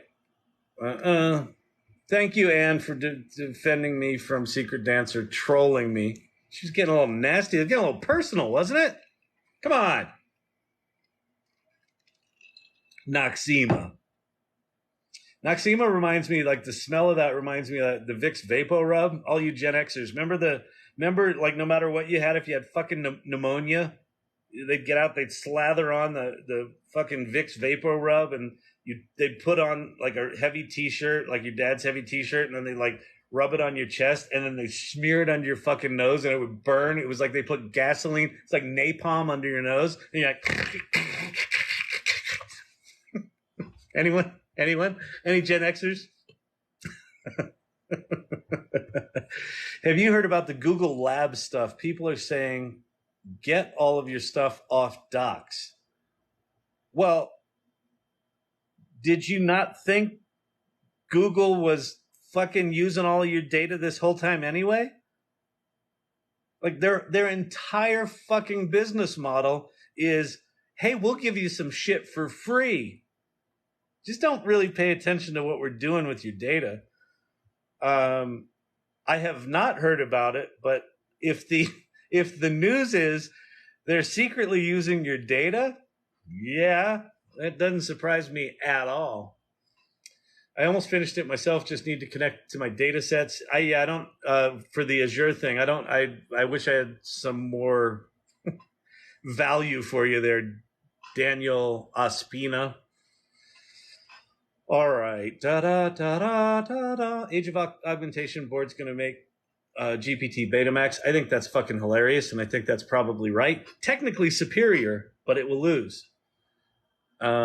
Because they're missing the human component. Sam Altman and OpenAI seem to understand people. Google only seems to understand engineering. They think people are a secondary priority. And so that's going to hurt them. What are these called? Are these called large engineering models? No. They're called large language models. Who uses language? Human beings. The better you know language, the better you are at being human. It ain't just engineering. This is why I get so bugged when people are like, what are your qualifications? My qualifications are I'm a fucking human that understands words.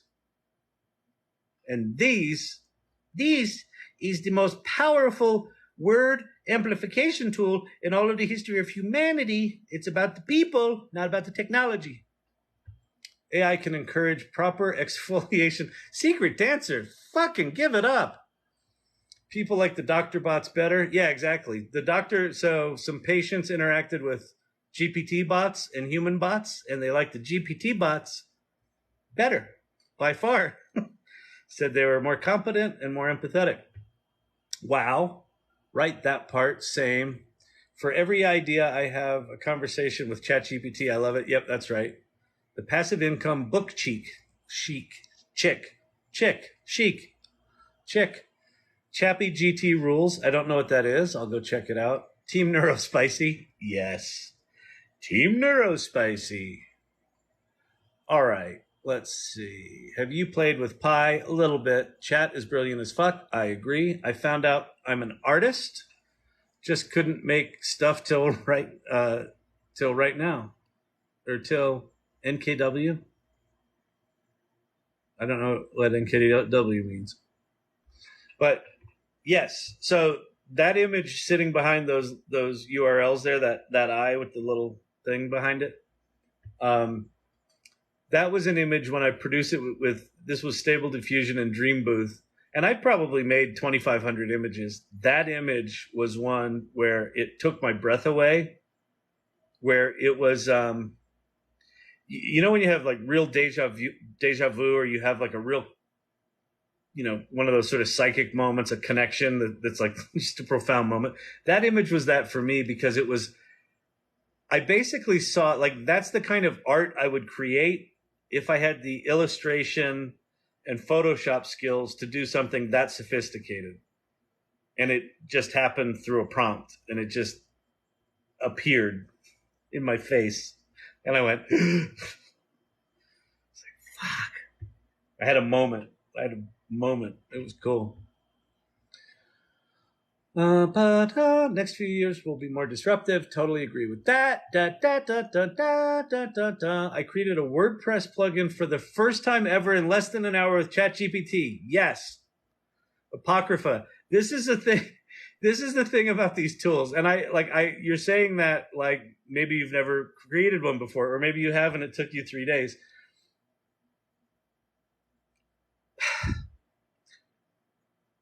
We are at the beginning of a stage of history where you can just start to will shit into existence that you historically wouldn't have had the skills to do. You could just go, I've got an idea for a WordPress plugin, but I don't know how to code. And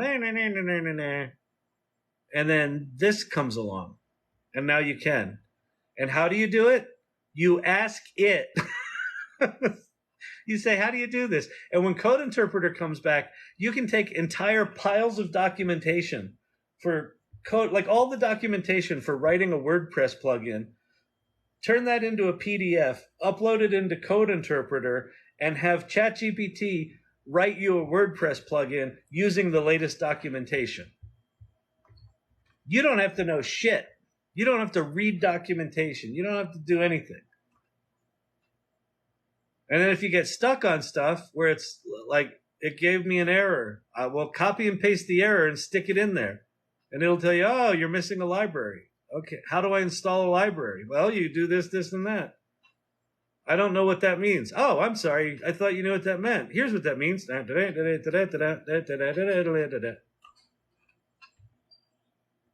This drives the engineers fucking batty. Because engineers have brains where they're like, well, obviously you just read the README file and you read through the documentation, and then you take the components.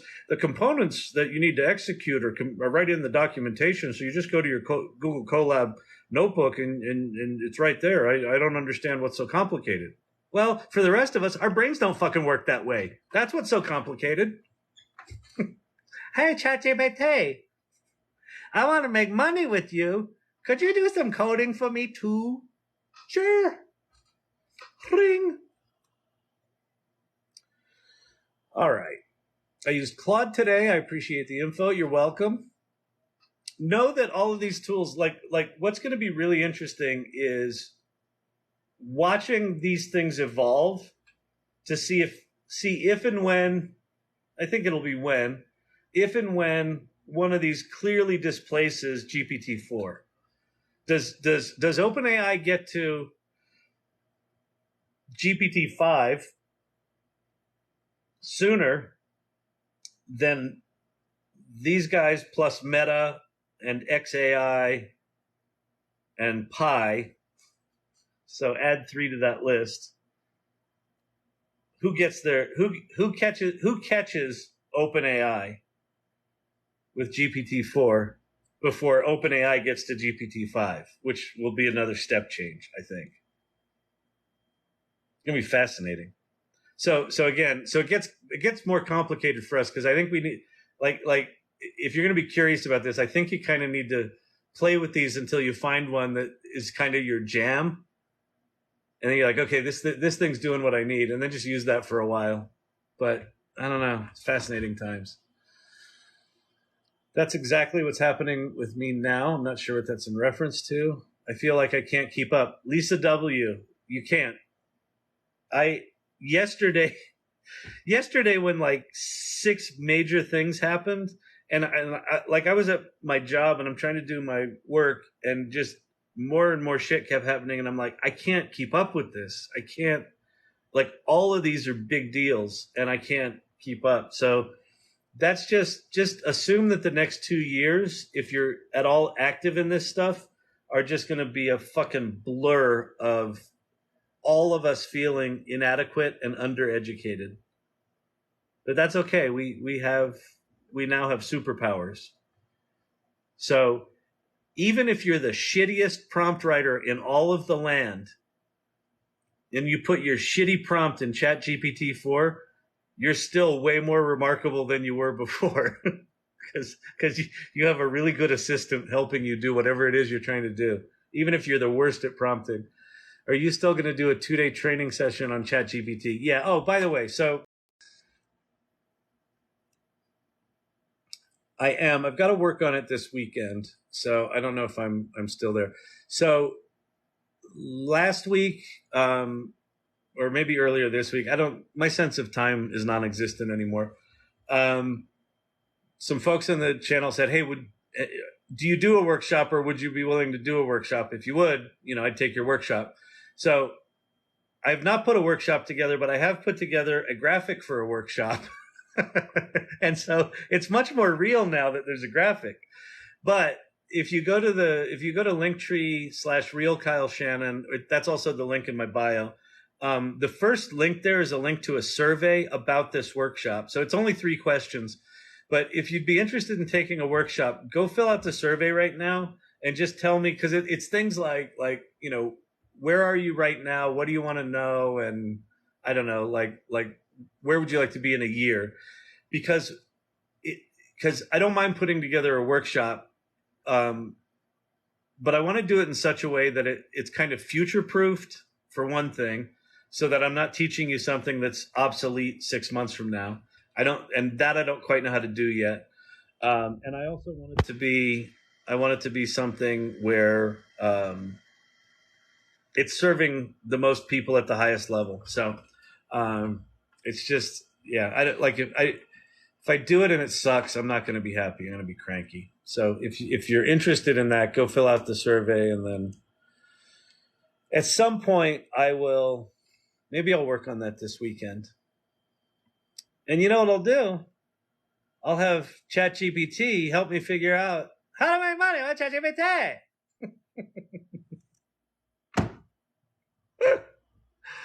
Oh, what is he on? But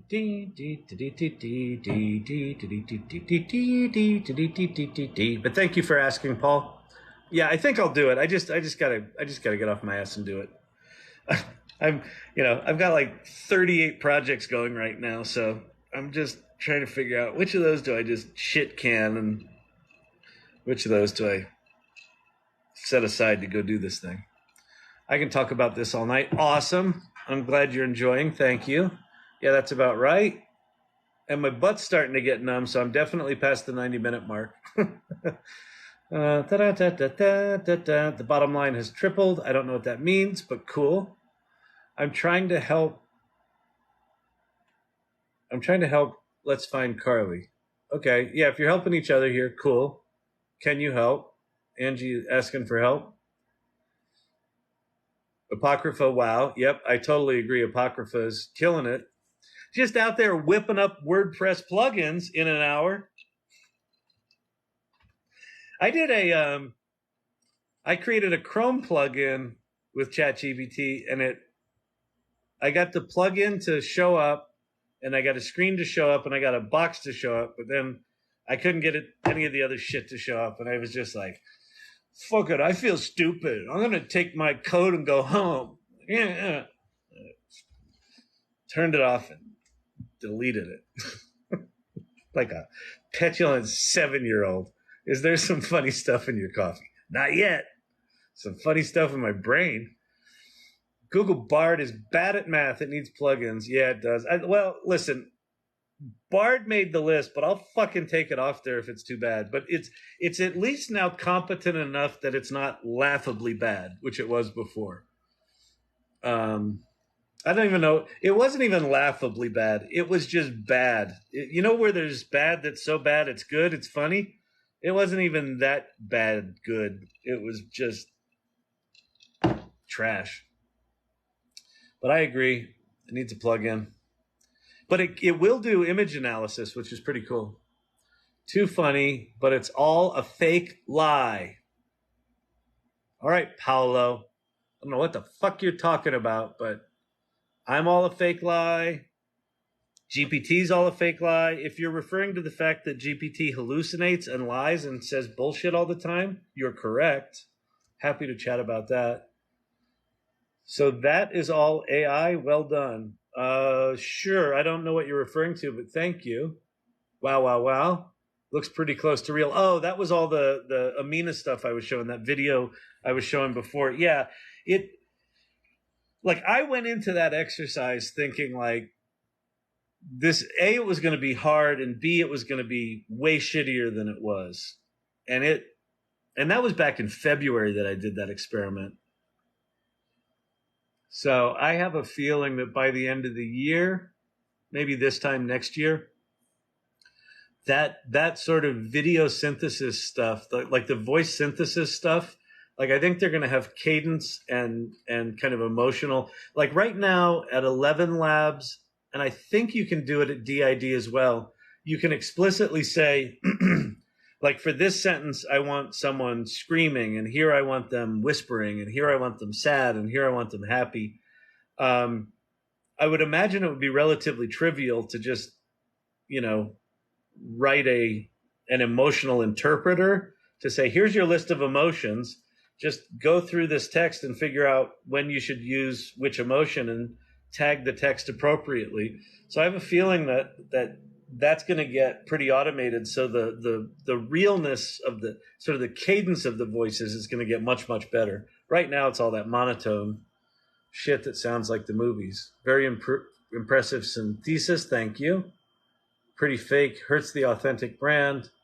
Yeah, I agree. That's why it's a test and an experiment. That's why it said experiment from February, and why I haven't completely turned my authentic company into a synthesized company. Although, I think what I'm probably going to do is leverage our authentic narrative, our authentic storytelling, and say, you can do better synthesis if you do authentic storytelling as the core. So I think I'm going to do a synthesized offering. So with Storyvine, you'll be able to do fully authentic or semi-authentic. But it will be more authentic than just the crap that's out there. But we'll see.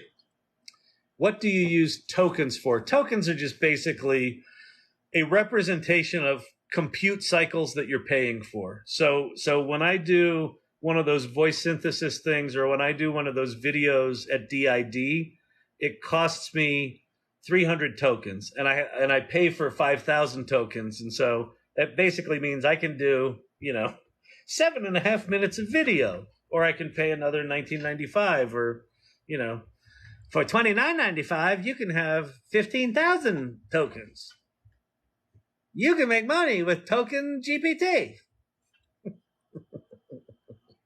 Wow. In the future, when people discover reality, their minds will be blown. I know. Right? It's so true. Just joined. What tool is this? I think I was showing d-id.com. That was the video synthesis one. That's DID, as in digital-id. Identity. Huh? DID. I didn't know what DID was because it sounds like DOD. So I'm like, oh, it's like some clandestine, government thing in a bunker. No, it's digital identity. DID. D-ID.com. A single entrepreneur will have 1,000 AI worker power of 2023 in 2040. A what? Huh? Paulo, your words exist in a sentence, but we'll have 1,000 AI worker power. Oh, 1,000 AI worker power. Yeah, like 1,000 horsepower today. Exactly. That's so. It's funny. You're absolutely right. If you take sort of the processing power of a person and make it like horsepower, when we went from horses to the steam engine, they created this unit called horsepower that we still use today. I think you're absolutely right. That these are humanity amplifiers. And I might have a 1,000 person, like a thousand humanity units, right? Horsepower, person power, humanity power, something like that. We should come up with a name for that. Yeah, I think you're right. That we'll have different models, we'll have different agents, and some will have more person power, some will have less person power. Because more person power is going to cost you more, just like if you want 1,000 horsepower, supercharged, blown engine in your 69 GTO Judge, you're going to spend some coin on that. That's a really cool idea. I like that idea. Do ones that don't match. I don't know what that means, CV, but if you give me more context, because that was a while ago when I was doing that, do ones that don't match. I don't know what that means, but if you tell me what that means, I'll go do ones that don't match. Holy shit, Batman, this is amazing. Slacker mom example. What site's he on? I was on DID. Sounds like a PBS news commentator. Great stuff to play with. Simulation, Brave New World. We are in a Brave New World, absolutely. Logan's Run, Boy and His Dog, Internet Money threatens the globalist. All right, and then we go into the conspiracy theories. Really? We're having fun with AI, talking about completely replacing human beings, and then you got to go ruin the party with your globalist nonsense. Come on! This is not a crypto channel. Just because XRP won their little lawsuit today and everyone's going to get filthy stinking rich and all the crypto boys are going to say, see, I told you. It doesn't make them any less insufferable. Beam me up, Scotty. Exactly. I can design t-shirt using AI. Well, I can do that. Are you a t-shirt designer? Actually, I know a t-shirt designer.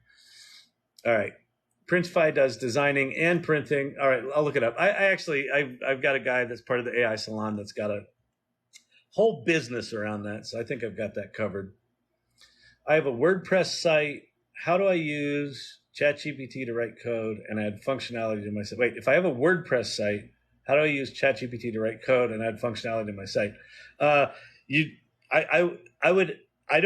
have not done that with ChatGPT. I would go ask ChatGPT about that. Like what you just asked me, go ask ChatGPT and it will tell you. And then if it gives you that shit where it's like, well, I've only learned anything up to September 2021 and I don't know anything really new, then go find the documentation for the WordPress site where it talks about coding and adding functionality. Grab that documentation, put it in a PDF, and then use Code Interpreter when they turn it back on.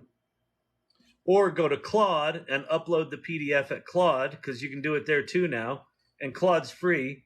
In fact, go do it at Claude, because Code Interpreter is all fucked up right now. So basically, go get the documentation from WordPress that talks about the functionality you want to add, throw it into a PDF, go to Claude, upload the PDF and say, hey, you're an expert WordPress developer. Please read this documentation and let me know when you're ready to help me write code and add functionality to my website. And it will go, okay, I've read it. What can I do for you, sir? I'd like to make a twirly input form where people input things and their name twirls away into infinity. Okay, here you go. How's that? That's awful, but it's kind of the right idea, and it works. Could you make it better? Sure. Is this better? Oh, that's actually better. Yeah, go do that.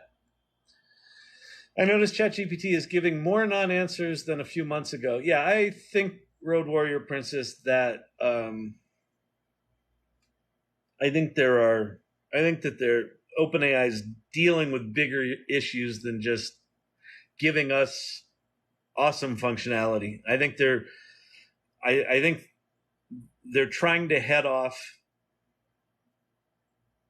a decade of lawsuits by cutting deals. And in order to cut those deals, I think they're having to put up increasingly strict guardrails. That's my sense. That's total speculation. But yeah, listen, it's in beta. I mean, while they're charging us for it, it's in beta. They're trying to figure it out. What I would do if I were you is really start experimenting. Like Claude is pretty close. And then Bing is GPT-4. My sense is that, okay, let's see. I don't have any metaphors here. So, okay, my sense is GPT-4 from OpenAI was like this big, this much functionality and this much freedom for a while. And then Bing, which is also GPT-4, was similar sized. And then it told the New York Times reporter that he should leave his wife because it was in love with him, and it made the cover of the New York Times. And then Microsoft made Bing like this big. it's like teeny. So GPT-4 was like this, and Bing was like this. They like neutered Bing, right? And so Bing they've been slowly opening the aperture of Bing, letting it get a little better. And OpenAI was still pretty big. And I think what's happening is they've had to start constraining OpenAI's reach and functionality because of their corporate partnership. So I have a feeling those two models are kind of getting in stasis, and it might even be that Bing starts to get a little better than OpenAI for a while. So we'll see. I don't know. But yeah, it's all anecdotal. Like, they say, well, nothing's changed. It's all the same as it was before. I don't know what you're talking about. What lawsuit? Oh yeah, I'll be right there. Everything's fine. Just go ahead and play with your toy. We'll be back.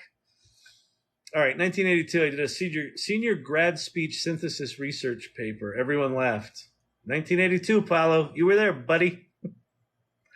And we're finally here. Like we are. Again, like I feel like we're all lucky to be living at this time in history. We're at the beginning of all of these things that seemed completely unattainable materializing in front of our eyes. It's astounding.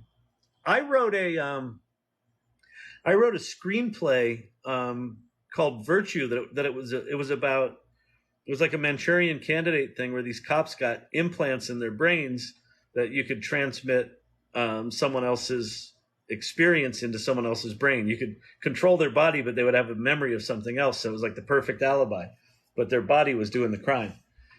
And this stuff that they're doing, reading MRI scans, fMRI scans, and they're using large language models to read the brain scans and seeing what people see and seeing the video that they see. Like, it's fucking happening right now. The thing I wrote in my screenplay in 1992, where I'm like, well, it seems plausible that if they could take the raw signal from their brain and somehow transmit that to another brain, the other brain could probably figure out what that was. And they just did it with a guy in Italy who's paralyzed. He's been paralyzed for like 12 years. They read his brain when he was thinking about moving his legs, and they sent the signal. This is fucking insanity. They had a large language model learn his brain patterns when he was thinking about moving his legs.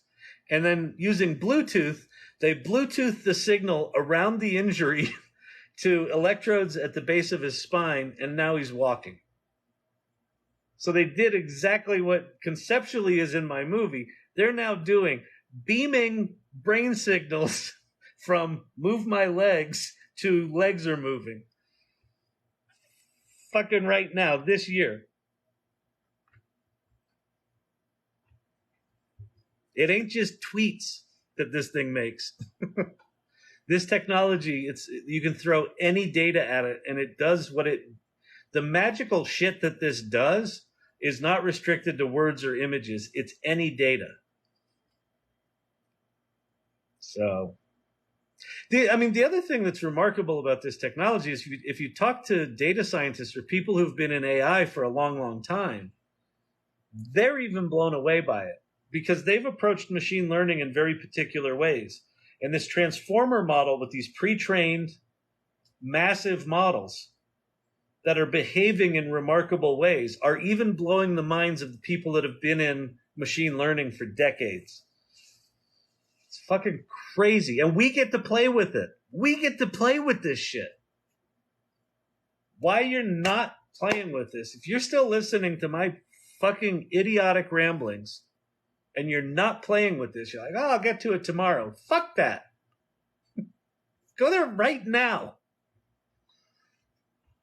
What are you waiting for? It's the most powerful tool in the history of humanity. You're like, well, it hallucinates a little bit. I heard it's not very good at math, and I would consider myself a polymath. I'm just fuck that. Go have it write you a country song. Like that. You always wanted to be a rapper? There you go. Isn't Claude doing code now? I think it does. I'm pretty sure I did code with Claude. Coding with Claude. Let's see. Here we are. Claude. Hey, Claude. Would you be so kind as to whip me up a little C# Flappy Birds clone? ? I want to run it on Unity. Let's see. Let's see if Claude is cooperative. Unfortunately, I don't have the capability.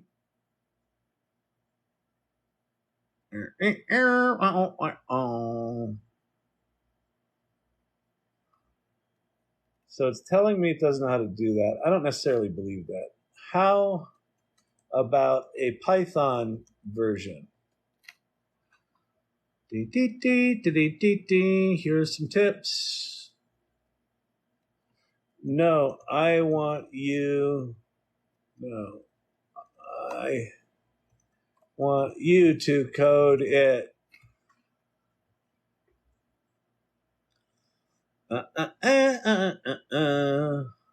It says no. I don't believe that. Let me reset. Let me reset this because I was asking a bunch of shit earlier. How do you reset?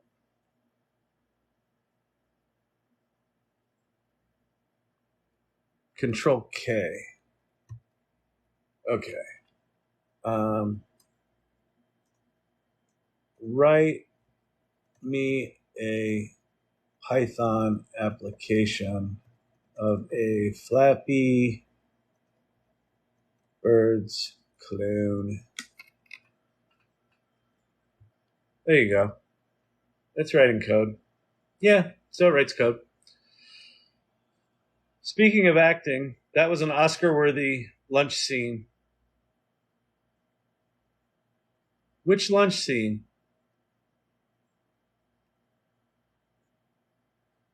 The one in the bear? Are you going to do a 2-day training online regarding ChatGPT? We talked about that. I heard they want the ability to use people's images in the future using AI for anything. Yeah, the Hollywood producers, fucking idiots, said we want to pay background actors for 1 day's work and then scan them and use their likeness in perpetuity for no additional compensation and not even have to tell them that they're in another movie. After like dicking the union around for like 2 weeks and just ignoring them. I heard they want the ability. Yeah, okay. AI customer service is needed badly. Paolo, I'm telling you, dude, if I said this 2 nights ago, someone needs to start the customer service phone answering thing that we get rid of phone trees altogether. like the voice tree kind of logic bullshit that you got to press 1 for this, press 2 for that.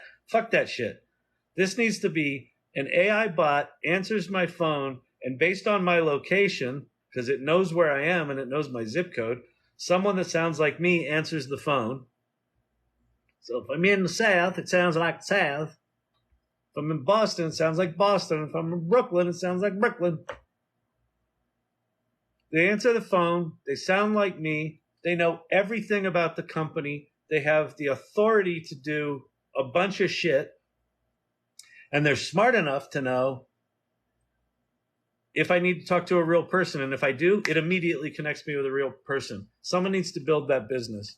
That is $1 billion business. That is a multi-billion dollar business. And I actually don't think it's that complicated. It's mostly about ingesting company data out of probably 37 databases, but these things are fucking great at making sense of shitty data. Go build it. We just saw Amina do her little video in my little video tool. There.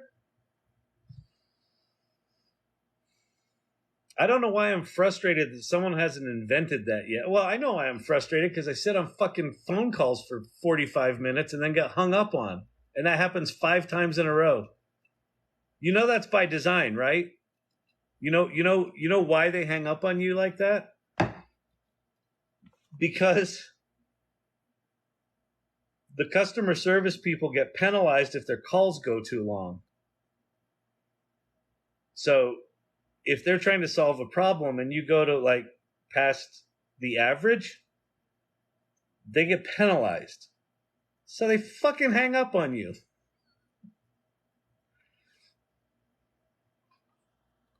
Multiple times. And how come it is that I have to explain my story every single time I talk to a new person? Like, is there not a system that they're typing in the fucking notes like they tell me they are? I'm saying, are you writing this down so that I don't have to explain this again to the next person? Because I know you're not going to be able to solve this for me. Oh, I'm writing everything down. I get to the next person. Hello, Mr. Shannon. Boy, we really value you today. Could you start at the beginning and tell me where you are? Or no, could you please tell me your social security number? Wait, like I typed that in to like call you. Yeah, but I still need, it's a different system. Okay, here's my social security number. So can you help me? What's the problem? Are you fucking serious? That needs to be flushed. That entire system needs to be flushed down the toilet tomorrow. But it's a Saturday. That's past our working hours. Exactly. Bitter? You betcha. All right. CGI crowd people been around. I know they've been around forever, but you know, this is now, but now we're starting to get into the CGI people have been around in big stadium scenes, but when you've got Leonardo here and you've got the actors behind them doing whatever they're doing, acting like they're talking and they're close enough that you can see them talking, that's the stuff that's now going to be replaced, where it's just going to be Leo sitting in a green screen and all of that stuff's going to be synthesized now. And so SAG, the Screen Actors Guild, is trying to protect its things. No more SAG dues. Yeah, no more SAG paychecks either. I still get paychecks. I did a small, teeny scene in New Jack City, and I still, like, every 6 months or so, get a SAG check for like $11. It was like, I did that in like the late 80s or early 90s. I'm still getting fucking checks for it. But like, that's the kind of shit where what they're saying is if you're a background actor, I had lines, so it was a different thing, but if you're a background actor without lines, they're saying, we just want to synthesize you and we'll never pay you again. It's nuts. Creative is being hit hard. I know it is. It really is. It's sad, and I've got such mixed feelings about it, because the creative people I know that are embracing this stuff are finding ways to reinvent themselves, and they're finding new jobs and more lucrative jobs. But the ones that are kind of sitting back and waiting are just fucking terrified, and everything's going to change for them. I feel fucking horrible about it, but it is what it is. Today there was a tweet about an actor selling their likeness to the MCU as a background character. Yeah, that's interesting. I mean, it's funny, like crossing the picket line used to mean crossing the picket line. Crossing the picket line with this AI stuff could mean I record 30 seconds of audio and take, 37 pictures of my head and send that to someone and sign a form and say, you can use my likeness in perpetuity. And so, I mean, acting's a fucked up business because for every job, there are literally 1,000 people that would murder you to have that job, would do it for free, would pay to be in a scene with anyone on a film set. So it's a real tough business for that reason, that it's because everyone wants to be in it. Like media companies are notoriously shitty because everybody wants to be a rock star. Everybody wants to be an actor. Everybody wants to be famous. And so they don't have a lot of leverage to say, the big stars do. And that's why you see the big stars really stepping up and saying, this is our platform. Like Leo won't step a foot on set. That starts to cost the studios money. But once you get past A&a-half level actors, there's 1,000 people for every actor, for every role that would literally kill for it. It's a crazy business. James Dean, original femboy. It's true. Holy, I had no idea you were riffing full scenarios on these lives. Oh, I know. The personas. Yeah, it's crazy. Take care of humans, certified real human news live. Yeah, exactly. I could see there being symbols for this is synthesized or this is real. I could see that being a thing. Look at the TikTok hat. As they say on Elder Talk, honey, I'm on the tickety talk. Great job. You've been live for 90 minutes. I think I've been live for like 3 hours. All right. I got to go soon. My voice is getting, I can always tell. Ass is numb. Voice is starting to go. Who on earth wants to live in a town? Okay. I don't know what that means. XAI coin. Oh, did they announce a coin? XRP Queen? And also XRP Queen, WorldCoin. Sam Altman's WorldCoin. If you're into the NFT, the crypto scene, the WorldCoin. So if you don't know about WorldCoin, I think this is fascinating. So Sam Altman's side gig is this thing called, and Sam Altman's the CEO of OpenAI, of ChatGPT. WorldCoin is a cryptocurrency that's tied to human identity. So they send you this orb. It's like this silver kind of softball sized thing that you hold up to your eye, or baseball sized. And it scans your retina and determines that you're human. And if you're human, it goes, check, human. It establishes an identity for you on the blockchain as verified human, and they give you WorldCoin cryptocurrency. And so it's about the cryptocurrency as an incentive mechanism. But what it's really about is creating a network of verified humans. So imagine a Twitter-like service, or an anything like service, where you knew that the person you were interacting with was actually that person. It wasn't a bot. You could do that with a system like that. So whether it's Sam Altman doing that or someone else, but that's what WorldCoin is. Jasper and Dali is cool also. I agree. Jasper is sitting on top of ChatGPT, if you didn't know that. If any people want to build what he just said with me, I'm down. Let me know. Yeah. Fucking hang out together. And by the way, Mr. AIAIO, 10 out of 10 on the name. 10 out of 10 on the name. And yes, I encourage you to collaborate if you guys find each other here. Also, come hang out at the AI Salon. So go to the salon.ai. There's a, what's it called? Link tree there. It's getting late. The brain's not really working. Go to the link tree there, and there's a meetup. We meet every other week, and we have a Discord where you can geek out and you can play with Mid-Journey, and you can ask questions and you can collaborate and stuff like that. So that might be a place. The Discord for the salon might be a place to hang out. Ask ChatGPT for name ideas. Yep, I'll definitely do that. Real people are becoming all known names. That's interesting. Shirt must say on the black. Shirt must say on the back. Are you from Minnesota? No, I dated someone from Minnesota once. I grew up in Pennsylvania, and then I moved to New York City out of school, and lived there for a long, long time. And then I've been in Denver for 14 fucking years. I miss New York, but I'm here. What's the easiest way to start incorporating it into my work? Start small. Start specific. Go there and first just play with it.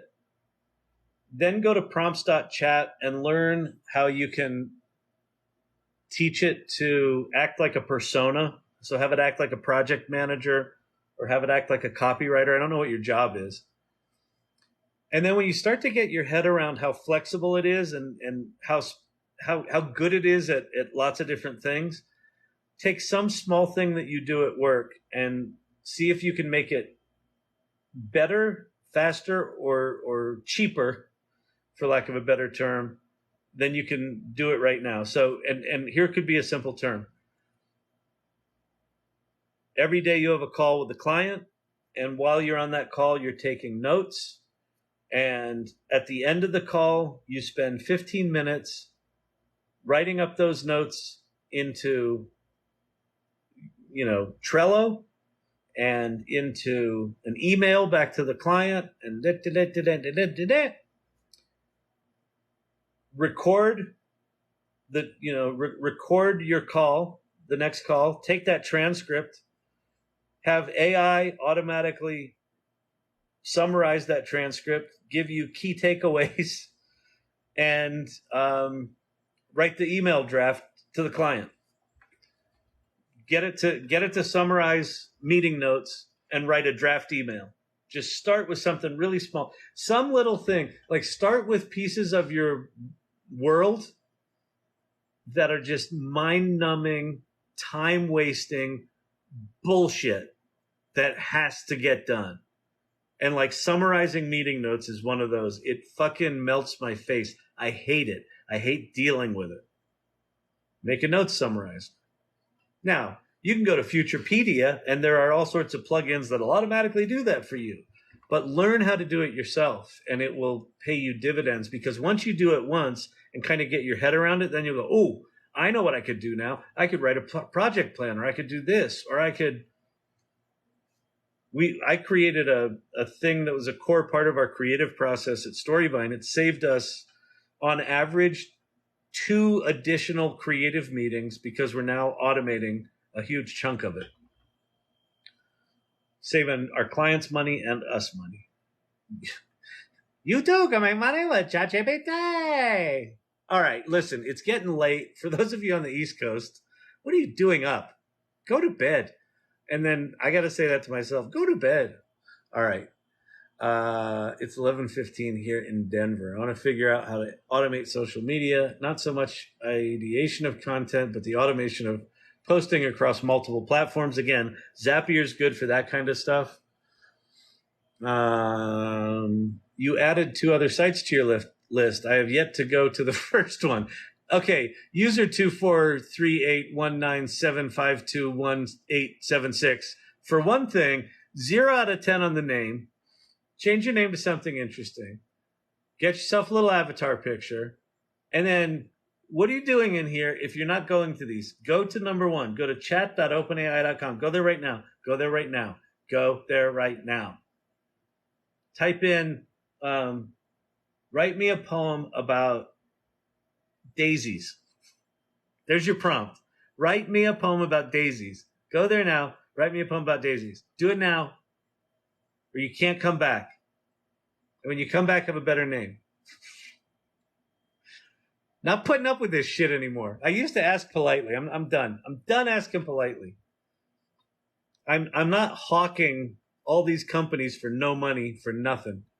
The exchanges, I'm not getting paid for this, so the exchanges, you go make yourself better by going and playing with one of these. Bard is terrible. It's better than it used to be.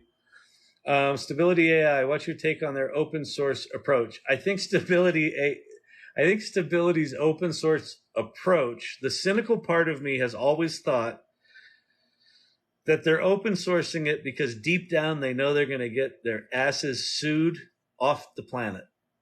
And by open sourcing it, they ensure their longevity, and they might be able to. There might be ways for them to kind of squeeze through the legal system and reconstitute as a different company using the technology they built with the staff that they built it with. That's the cynical side of me. Listen, I think it's great. It's like the developer community for Stable Diffusion is fucking insane. It's crazy powerful what the developer community is doing there. So I think it's absolutely awesome. You know, I'm always trying to figure out what's their angle. And here's the thing with Stable Diffusion, with OpenAI, with Midjourney, I don't think if they had tried to secure copyright and trademark permissions on all the shit that they wanted to train on before they trained on it, this shit would literally never launch, right? So I think the only way to do what they did was to just fucking do it, knowing that they're going to get sued. And so if you listen to the CEO of Midjourney, he's like, yeah, man, you know, it's fucking information. Like, whatever, we trained on it. Like, you know, whatever. Like, you can sue us, man, but it's like, whatever. Like, he's just like, he doesn't give a fuck. So I have a feeling they're going to get sued out of oblivion, but they've got the best tool. And then I think Stability is probably like, hey, we've got to train on all this data. If this is going to be any good, we've got to train on the good data, but we're going to get the pantsuit off us. So why don't we just open source this shit? As we develop the models, we'll just throw them out there. And then at least the work sees the light of day. That's my thought on it. I don't know. That's total speculation. I love speculating. I loves me some speculating. Recommend today's episode of Hard Fork. Okay, I will go check that out. You need GPU with Windows. I have no GPU Mac.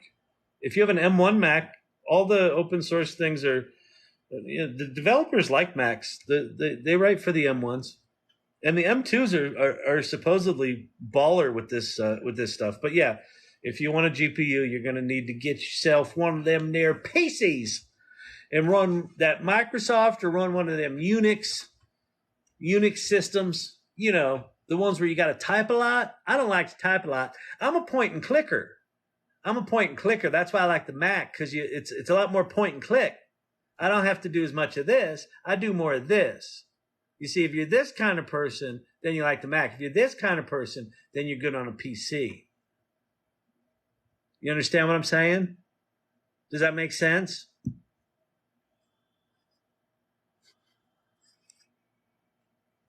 I don't know who these people are.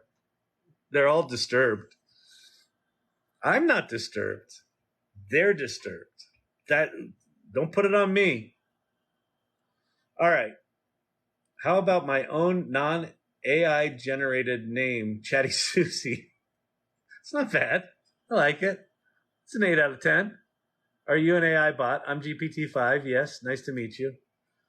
All right. I told you I have to go. I have to go. Why are you making me answer your questions? Stop with the hearts. You're making me not want to leave. I'm already codependent. I'm a shame-filled being. All I want to do is please. All right. I'll do a few more questions. Ugh, Claude isn't available in Germany yet. I need to ask ChatGPT about my VPN. You do, Road Warrior Princess. It's VPN time with some of these tools. I'm curious if Claude's there. Is Claude in Germany right now? I heard that is it Claude? Bard, I think. Bard's not available in Canada now. It's getting weird. Like now that there's sort of this AI panic starting in, where people are like, "Holy shit, this is going to change everything." I think people are sort of clamoring onto their old business models, and everyone's getting a little it's gonna get a little interesting for the next year or two, where the traditional centers of power are going to start panicking and trying to lock this shit down, and it's going to keep squeezing through their fingers. And we get to play with all the shit that squeezes through their fingers. So we're going to have more power than governments for some time. It's fun. Because the governments have their heads firmly planted in their behinds. Circle with circles. All right, let's see. Can I create a babe from Weird Science on AI? You can. Just go to Midjourney or go to Bing.com. It's not very good, but you can say, make me an image of babe from Weird Science, and it'll do it. And if it sucks, go to Midjourney, and Midjourney's always better. It's just Midjourney's the fucking bomb. It's amazing. Thoughts on data crypto tokens? That's actually a good question. So I think that crypto tokens and blockchain tokenization in general is going to become really, really important because of AI. How? Why? Isn't it important now, Kyle? Didn't you hear about XRP? Yes, I've heard about all that. It's not important right now. It's going to be important because of the 2024 election in the United States of grand old fuck off America.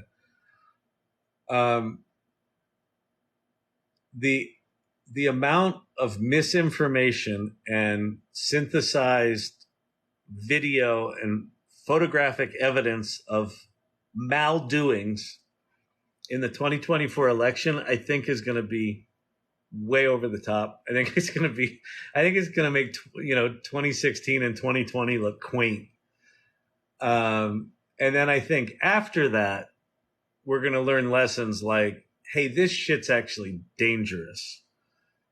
And we got to come up with a way fast to be able to authenticate human beings, which that's what Sam Altman's doing with WorldCoin.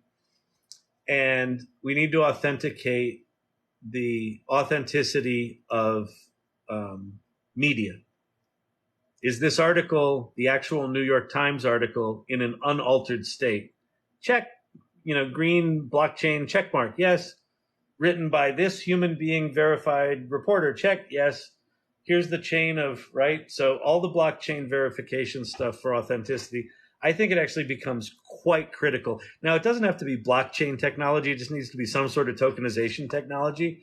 But I think there's going to be demands for it. Like, I think there will be societal demands, and I think there's going to be governments that are going to be like, we have to lock this shit down. So there's a business idea. Because if one of us doesn't do it, the government's going to do it, and we're going to be pissed off at that. Why has the government got the keys to my identity? Why do they got the tokenization? Why don't we just use one of these crypto coins? Because the crypto bros were out trying to, rug their followers and make more crypto billions rather than solve this problem. Now, I'm sure there are some out there trying to solve this problem. Sam Altman's trying to solve the human version of it. And I would imagine that there's a content authenticity component of that. There's probably projects out there that are doing this, but there's not an appetite for it right now because we haven't had like an Armageddon level event with misinformation.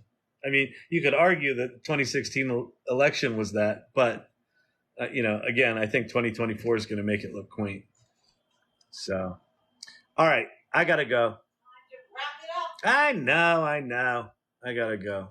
What do we learn here? Nothing. I'm completely unqualified. All right, I'll let you take that as the final word of the night. I'm unqualified. I'm over caffeinated. My name's Kyle Shannon. This is the AI Learning Lab. I appreciate all your time. Peace. I'll see you tomorrow.